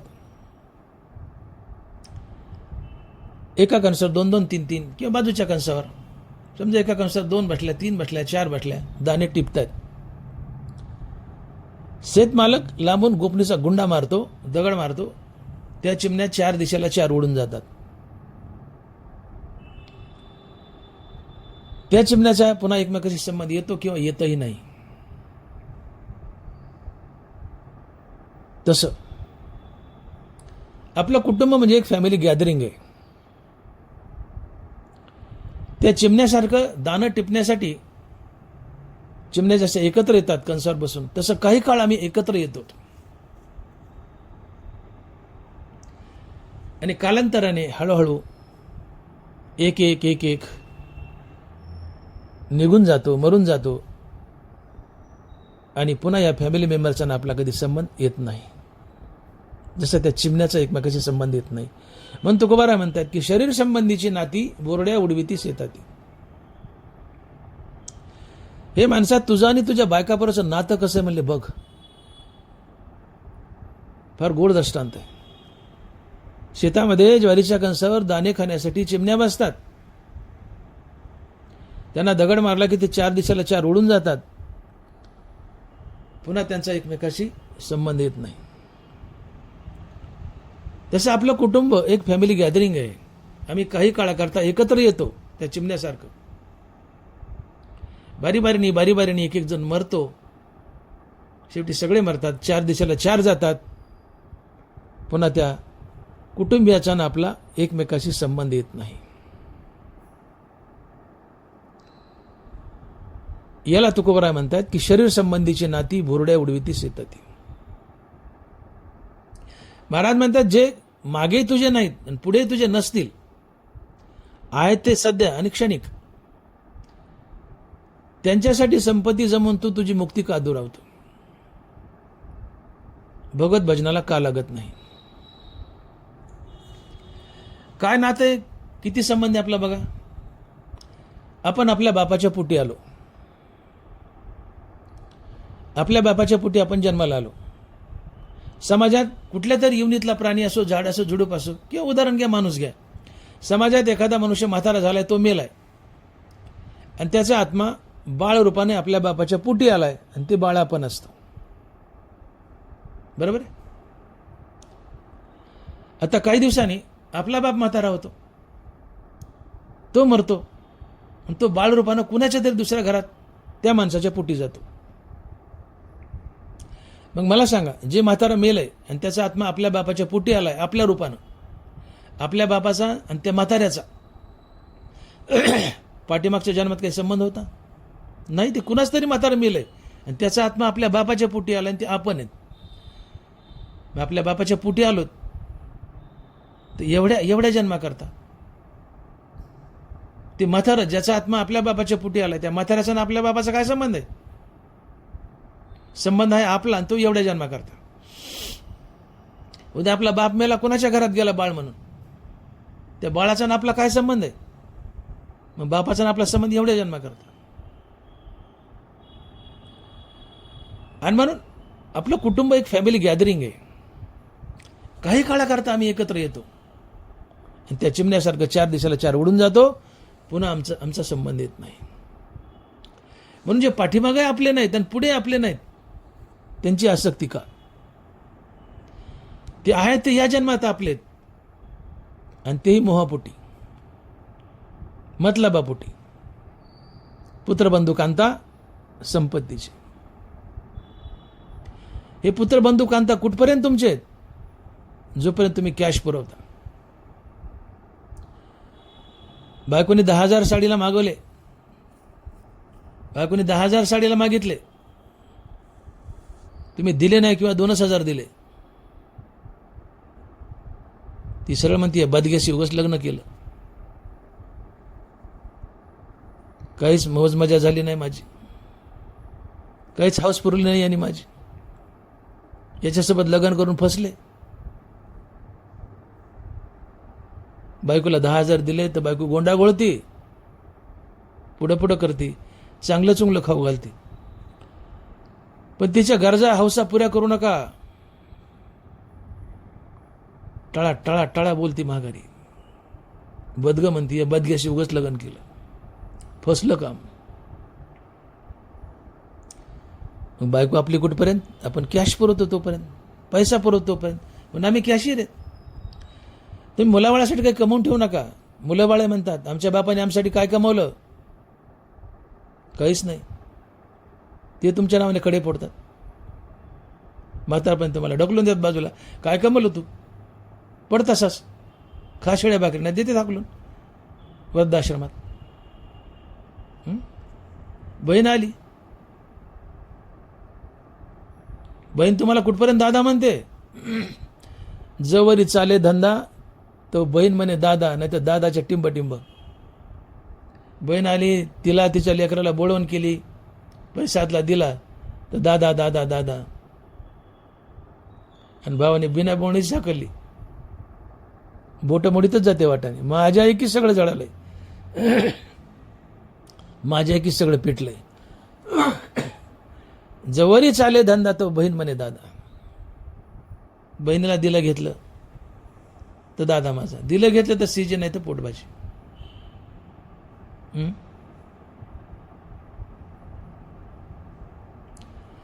आणि मग पुत्र बंधू कांता संपत्तीचे. हे पुत्र बंधू कांता, भावाला एखादं एकर जास्त दिलं तर भाऊ म्हणतो माझा भाऊ माझा भाऊ, बरोबर दोऱ्या टाका. ते रोग देत नाही तुम्हाला का? तर पुत्र बंधू कांता संपत्तीचे. हे आपले कुटुंबीय मागे आपले कोण नसतात, पुढे आपले कोण नसतात, असतात ते याच जन्मात आणि ते मतलबासाठी. खऱ्या अर्थाने ते आपले नसतातच. मग आशासाठी तुम्ही धन मिळवता, लबारीने मिळवता, पाप तुम्ही करता, नरकाला तुम्ही जाता, आणि त्या पैशावर घरचे मजा करतात. हे शहाणपणाचे का गाडोपणाचं ज्याचे त्यांनीच ठरवावं, ज्याचं त्यांनी ठरवावं. हनुमान महाराज गोड दृष्टांत देत आहेत की शरीर संबंधीची नाती भोरड्या उडवीतीस येतात. आमचं नातं त्या चिमण्यासारखं आहे. कणसावर चिमण्या बसल्या, दाणे खातात, दाणे टिपतायत, दगड मारला मालकाने, 4 दिवसाला 4 उडून गेल्या. आम्ही त्या चिमण्यासारखं सगळे कुटुंबी एकत्रित येतो. ज्याचं मरण आलं ते बारी बारीने मरतात, 4 दिवसाला 4 निघून जातात. त्या चिमण्यासारखा पुन्हा आमचा संबंध येत नाही. हनुमान महाराज लिहितात की शरीर संबंधीची नाती भोरड्या उडवीतीस येतात. ज्याच्यासाठी आयुष्यभर खस्ता खाल्ल्यात, घर बांधलंय, कोटीचा 2 कोटीचा बंगला बांधलाय आणि तो बाप मेलाय. हं? सकाळी मेला तर म्हणतात उरका उरका उरका ऊन होईल. दुपारून मेला तर म्हणतात उरका उरका उरका अंधार पडल. यमाचे हाती बांधून या देती भूषणही घेती काढून या. यमाचे हाती बांधून या देती भूषणही घेती काढून या. सगळं अंग चापू चापू चापू चापू सोनं काढून घेतात. गुंजभर सोनं अंगावर ठेवत नाहीत. यमाच्या हातात देतात म्हणते याला घेऊन जा. यमाची हाती बांधून या देती भूषणही घेती काढून या. ज्याची तुझं गुंती ते मोकलती तुझं अंती. यमाची हाती बांधून या देती भूषणही घेती काढून या. अरे बाबा ज्याच्यात तुझं मन गुंतलंय बायका पोरात ते म्हणतात उरका उरका ऊन होईल उरका उरका अंधार पडल. चापू चापू सोनं काढून घेतात. यमाच्या हवाली करतात. ननबारा लिहितात प्रेत बाहेर घालीचे हे असो हाते एक शाळी जे कश्मळाते. प्रेत बाहेर घालीचे. बापाचं प्रेत आहे. बापाने गडगंज संपत्ती कमवून ठेवली आहे पण तेच मुलं बाळा म्हणतात प्रेत बाहेर घालीचे. तुझं प्रेत बाहेर घालण्याची गडबड चालली रे बाबा. ज्याची तुझं गुंती ते मोकलीती तुझं अंती. शरीर संबंधीची नाती भोरड्या उडवी दिसत आहेत. हे दाटमोठीचं नातं आहे. बायका मुलं धनाचे संपत्तीचे खरे आमचे नाहीतच. बायकोचं उदाहरण घ्या. नवरा मेलाय. नवऱ्याची अंत्ययात्रा निघाली. बायको उमऱ्यापर्यंत. तिथूनच bye bye tata see off फिर मिलेंगे. जर वड पुजला असला तर 7 जन्म पुन्हा. बायको उमऱ्यापर्यंत. मुलं बाळ नातेवाईक स्मशानापर्यंत. देह चितेपर्यंत. देह आपला नाही तो चितेत जळतो. बायको उमऱ्यापर्यंत. मुलं बाळ नातेवाईक स्मशानापर्यंत. देह चितेपर्यंत. तिथून पुढे एकटा जीव पुढच्या प्रवासाला निघतो आणि त्याची संगती आत्मा करतो म्हणून जीवात्मा. मग मला सांगा ज्या बायकोने उमऱ्यापास सोडलं, ज्या मुलांनी नातेवाईकांनी स्मशानातून सोडलं, ज्या देहाने चितेतून सोडलं, जे सोडतात ते आमचे खरे मित्र आहेत का? जे सोडतात ते मित्रच नाहीत. जो आम्हाला कधीच सोडत नाही तो आमचा खरा मित्र आहे आणि तो आहे आत्मा, तो आहे पांडुरंग. म्हणून दानबारा लिहितात की निरुपचारा प्रेमा विषय हो जो विरत्तमा दुजे नवे की आत्मा ऐसीची जाणावे.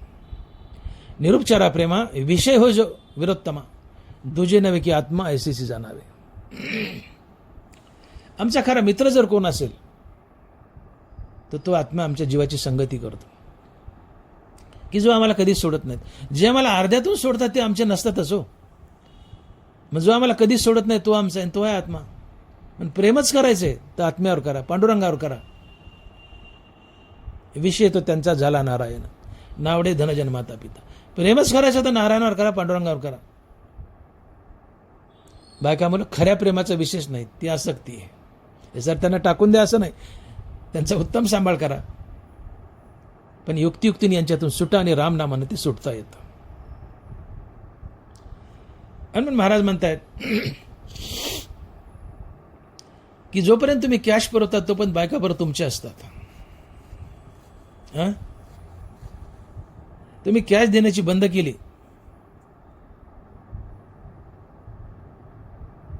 की ते तुम्हाला पोतेऱ्यासारखं बाजूला फेकून देतात.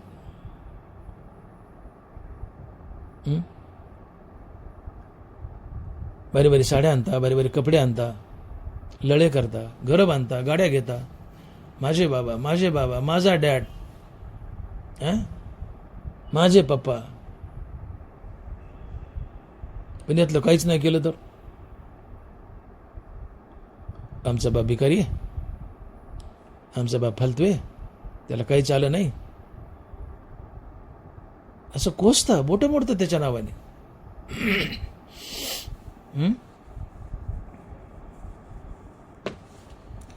खरं तर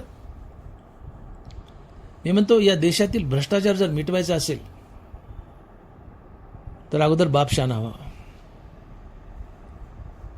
बापही सुखी होईल आणि देशही सुखी होईल. मला सांगा,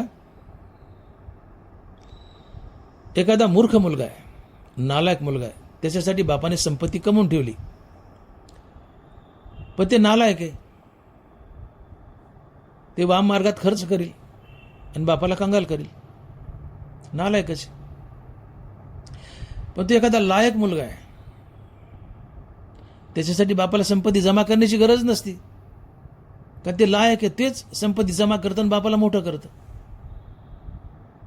म्हणून लायक आणि नालायक दोन्ही अवलादीसाठी बापाला संपत्ती जमा करण्याची गरजच नाही, ही बापाच्या लक्षात येत नाही.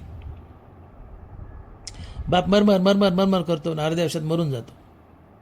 काय तर मला मुलाबाळासाठी करायचं. युरी बघा ना, अवलय मरमर, लेकर बाळासाठी काहीतरी करू द्या ना, पोटा पाण्यासाठी काहीतरी करू द्या ना, लेकर बाळासाठी काहीतरी करू द्या ना. अरे काय करतो लेकर बाळासाठी? यमाची हाती बांधून या देते, भूषणे घेते काढून या, ज्याची तुझं गुंती ते मोकलं ती तुझं आणती. 10 दिवस झाले तुला विसरून जातात ते. त्या पितराच टायमाला बायको सांगती, तुमच्या बापाचा फोटो काढा आणि त्याला पुसून घ्या, आज पितर आहेत. पितराच्या दिवशी सुद्धा आम्हाला आमच्या बापाची आठवण येत नाही, आणि त्या अवलादीसाठी आम्ही भक्तीकडे पाठ फिरवतो, डबाड्या करतो, भ्रष्टाचार करतो आणि नरकाला जातो. किती शहाणपणाचे. म्हणून नालायक आणि लायक दोन्ही मुलासाठी भ्रष्टाचार करून पैसा कमवून ठेवण्याची गरजच नाही, हे बापाला समजावं. शिवाय संपत्ती ज्याच्या त्याच्या भाग्याने मिळते. धनवारा लिहित आहेत, भाग्य तेथ विलासू, सुख तेथे उल्हासू, हे असो तेथ प्रकाशू जिथं सूर्य. जिथं सूर्य तिथं प्रकाश आहे, जिथं उल्हास आहे तिथं सुख आहे, आणि जिथं भाग्य तिथं विलास आहे, श्रीमंती आहे. भाग्य तेथ विलासू. संपत्ती नशिबानं भाग्यानंच मिळते, हा सिद्धांत आहे. भाग्यात नसेल आणि लबाडीने आणली तर ती टिकत नाही, निघून जाते. कशी निघून जाते तो विषय नाही, आज मी सांगत नाही. पण भाग्यात नाही आणले लबाडीने, ती संपत्ती निघून जाते. मग तुम्ही मुलासाठी भ्रष्टाचार करून लबाडीने पैसा आणलाय, पण त्याच्या भाग्यात नसेल तर तो निघून जातो. ते पोरगं शेवटी भिकारी होतं.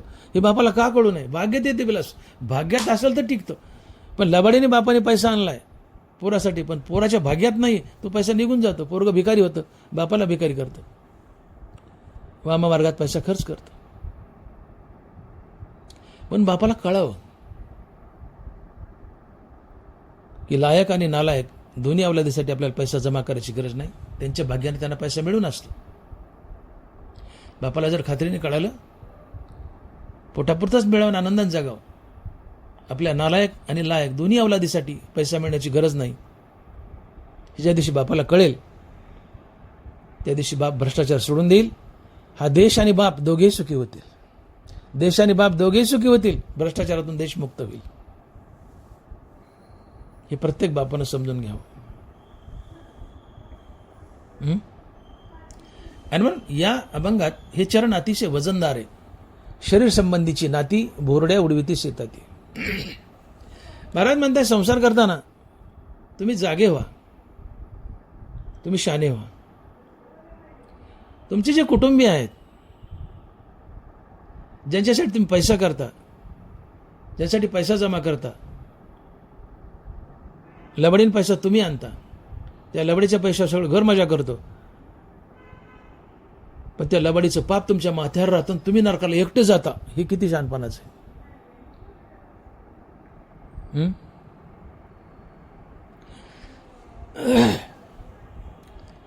नारदानी वाल्याकडे एक प्रश्न विचारला. वाल्याने अडवलं नारदाला. काढ म्हणले तुझं काय? नारद हसायला म्हणले, विना घेऊन जा. नाही म्हणले, पैसे काढ. म्हणले, माझजवळ काही नाही. नारद म्हणाले, वाल्या तू घरी जा आणि तुझ्या बायका मुलांना विचार की तुझे पाप करतोय, माणसं मारतोय, या पापात ते घरचे सहभागी आहेत का? ते मला महाराज तुम्ही पळून जातील. नाही म्हणले, मला झाडाला बांध म्हणले दोऱ्याने. नारदाला बांधले आणि वाल्या घरी गेलाय.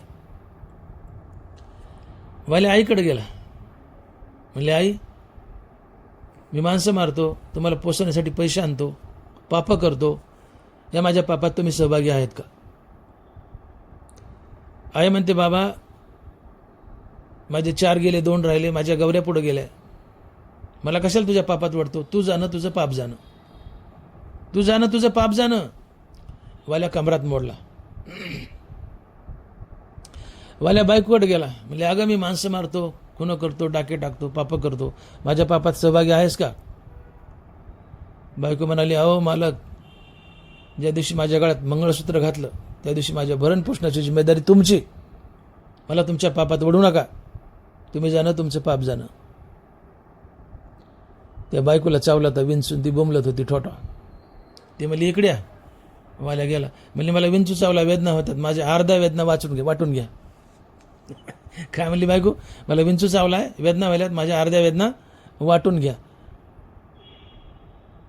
वाल्या म्हणतो, कशा वाटून घेऊ? वेदना तुला होतात, मी कशा वाटून घेऊ? बायको म्हणते, तुझं पाप जाणं तू जाणं, मी कसं वाटून घेऊ? वाल्या गुडघ्यात मोडला.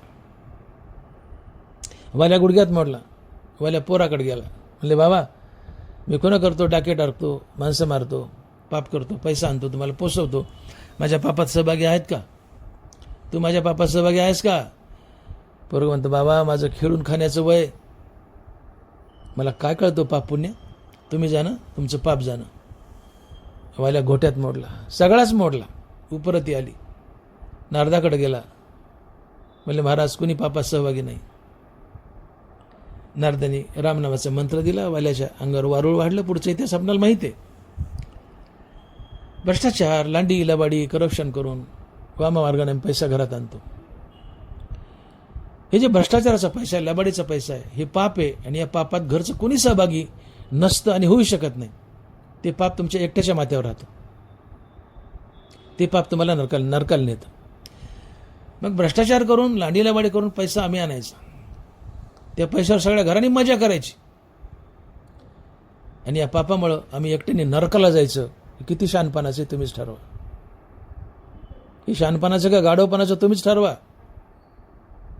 आणि मग महाराज म्हणतायत की बाबा तू गाड्या, घोड्या, बंगले, हत्ती, वाडे सगळं जमा करायला, त्याचे हत्ती, घोडे, वाडा, हे गाड्या, घोड्या, बंगले, हत्ती, घोडे, वाडे जमा करतोय तो कोणासाठी? कुटुंबियासाठी. ते तुझ्या पापात सहभागी नसतात आणि होता बी येत नाही. ज्याने केले त्यालाच फेडावं लागतं. म्हणजे लबाडीने जमा करतोय सगळं धन दौलत, याच्यावर सगळं घर मजा करील, एकटा नरकाला जाशील. हे तुझं मूर्खपणाचं आहे, तू लक्षात घे. नाही घेतलं तू दगडच.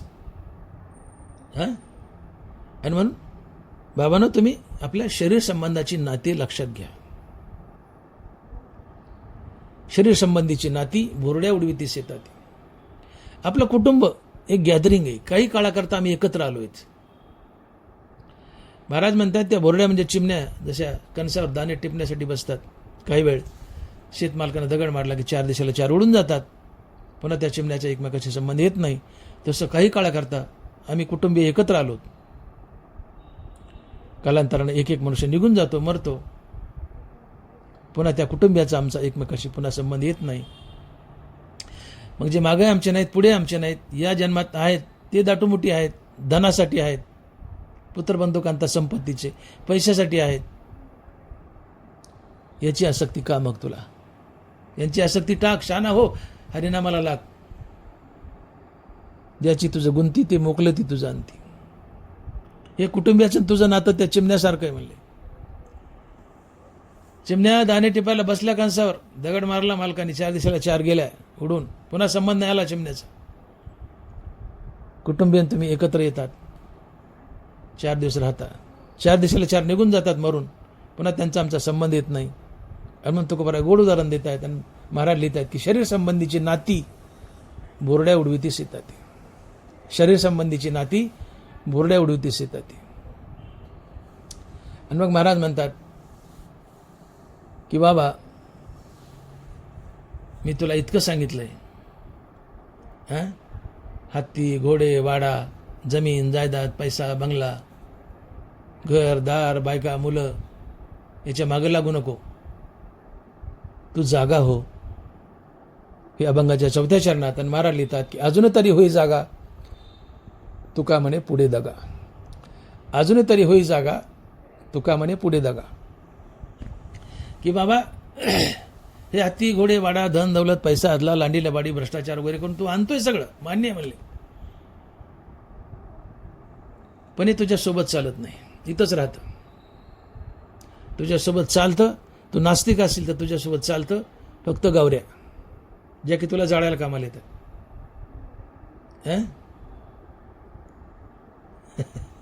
या गवऱ्या तुझ्यासोबत चालतात, बाकी काही येत नाही.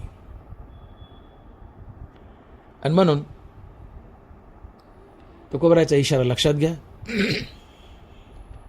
तुकोबराय आम्हाला समज देत आहेत की बाबानो, तुम्ही संपत्तीत, धनात, दौलतीत, बायका मुलात अडकू नका. हे कुटुंबियाचं ना आपलं क्षणाचं नातं आहे. ते मागं आपले कोण नाहीत, पुढे आपले कोण नाहीत, आहेत ते क्षणिक एवढ्या जन्मा करता. याचा अर्थ त्यांना टाकायचं नाही. भक्तीला लागून रामनामन यांच्यातून सुटायचं. रामनामन यांची आसक्ती कमी होते. यांच्यातून युक्तियुक्तीने रामनामानं सुटायचं. सुट, यांच्यात अडकू नको, भक्तीला लाग. काळ तुझ्या देहाला खाण्यासाठी टपलेला आहे. तुझा देह जाईल. भगवंत गेला, मुक्ती गेली, सगळंच गेलं. मग कायचा भगवंत? सगळंच गेलं. मुक्ती गेली, भगवंत गेला. भक्तीला लाग, जागा हो. आणि तू जर जागा झाला नाही तर पुढे मोठा दगा आहे, तू नरकाला जाशील. आणि म्हणून अजून तरी होई जागा, तुका म्हणे पुढे दगा. अजून तरी होई जागा, तुका म्हणे पुढे दगा. विठोबाय रखुमाई, जय जय विठोबाय रखुमाई, विठोबाय रखुमाई, जय जय विठोबाय रखुमाई, विठोबाय रखुमाई. 1-2 मिनिटात अभंगाचा धावता सारांश. दे जाईल जाईल याशी काळबा खाईल, कार्यानं उमजशी दगडा, कैचे हत्ती घोडे वाडा. लोडे बालिस्ते सुपती, जरा आलिया फजिती. शरीर संबंधाची नाती, बोरड्या उडविती शेताती. अजून तरी होई जागा, तुका म्हणे पुढे दगा. तुकोबारायचा 5 चरणाचा अभंग आहे, मोठा अभंग आहे. महाराज आम्हाला यातून समज देत आहेत, उपदेश करतायत की बाबांना तुम्ही त्वरा करा, घाई करा. कशाची? परमार्थाची, हरिनामाला लागण्याची. तुम्हाला मुक्ती मिळेल, भगवंत भेटेल. आणि जर तुम्ही भगवत भक्तीला लागले नाही, हरिनाम घेतलं नाही, तर काळ तुमच्या देहाला खाण्यासाठी टपलेला आहे. काळ तुमच्या देहाला खाईल आणि तुमचा देह जाईल. आणि तुम्ही मुक्तीला आणि भगवंताला दुरावाल आणि तुम्ही नरकाला जाल. पण भक्तीला लागा, हरिनामाला लागा. आणि मी एवढं सांगूनही जर तुम्ही ऐकलं नाही तर तुम्ही दगड आहेत म्हणले. आणि दगडच गोळा करतो. धन दौलत, हत्ती घोडे वाडा हे दगड आहे म्हणले. मानी दगडाचे निपाडे निचाडू जायचं. संपत्तीला दगड म्हटले ज्ञानोबा आहे. बाबा मग तू माझं नाही ऐकलं, हरिनाम नाही घेतलं, तू दगड आहे. आणि दगड मनुष्य दगडच गोळा करतो, कारण नश्वर आहे. दगडाला किंमत नाही, नश्वराला किंमत नाही. हे हत्ती घोडे वाडा हे नश्वर, हे दगड आहे. याच्या मागे लागला असतं तूच दगड आहेस. तरुण पण भोगतोयस, तुला वाटतंय गालीचे गाद्या लोट टेकाला आहेत. तरुणपणात थोडीशी मजा करशील खोट्या संपत्तीवर, पण म्हातारपणात तुझी फजिती होईल. आणि ज्यांच्यासाठी धन गोळा करतोयस त्या बायका मुलाचा तुझा किती दिवसात संबंध आहे, त्यांचं तुझं काय नातं आहे? गोड दृष्टांत दिलाय तुकोबारायांनी. शरीर संबंधीची नाती, बोरड्या उडीती शेताती. महाराज म्हणतायत ज्वारीच्या कणसावर दाणे टिपण्यासाठी चिमणे येऊन बसतात. त्या चिमण्या दाणे टिपत असतात, पण शेतमालकाने दगड मारला की 4 दिशेला 4 उडून जातात. पुन्हा त्यांचा एकमेकाशी पुन्हा कधी संबंध येत नाही. तसं आपले कुटुंबीय एक गॅदरिंग आहे. आम्ही काही काळाकरता एकत्र येतो आणि त्या चिमण्यासारखं मेल्यानंतर 4 दिशेला 4 निघून जातो. पुन्हा या कुटुंबियाचा आपलाही त्या चिमण्यासारखा संबंध येत नाही. आणि म्हणून शरीर संबंधीची नाती बोरड्या उडविती शेताती. त्यांचा आमचा, या कुटुंबियाचा आमचा काही काळाचा संबंध आहे. हे कुटुंबीय मागच्या जन्मात आमचे कोणी नसतात, पुढच्या जन्मात आमचे कोणी नसतात. आहे तो एवढ्या जन्माचा संबंध, आणि तोही मतलबासाठी, धनासाठी, पुत्रबंधुकांता, संपत्तीचे. आणि मग तू जागा हो, हे माणसा तू जागा हो, हरिनाम घे, परमार्थाला लाग, तुझं कल्याण होईल, तू मुक्त होशील, तुला भगवत प्राप्ती होईल. पण एवढं सांगू नये तू हरिनामाला लागला नाहीस तर काळ येईल, तुझ्या देहाला घेऊन जाईल. म्हणून तू जागा हो, आणि जागा नाही झालास तर तुला मोठा दगा होईल, देव दुरावेल, मुक्ती दुरावेल, तू नरकाला जाशील. आणि म्हणून अजून तरी होई जागा, तुका म्हणे पुढे दगा.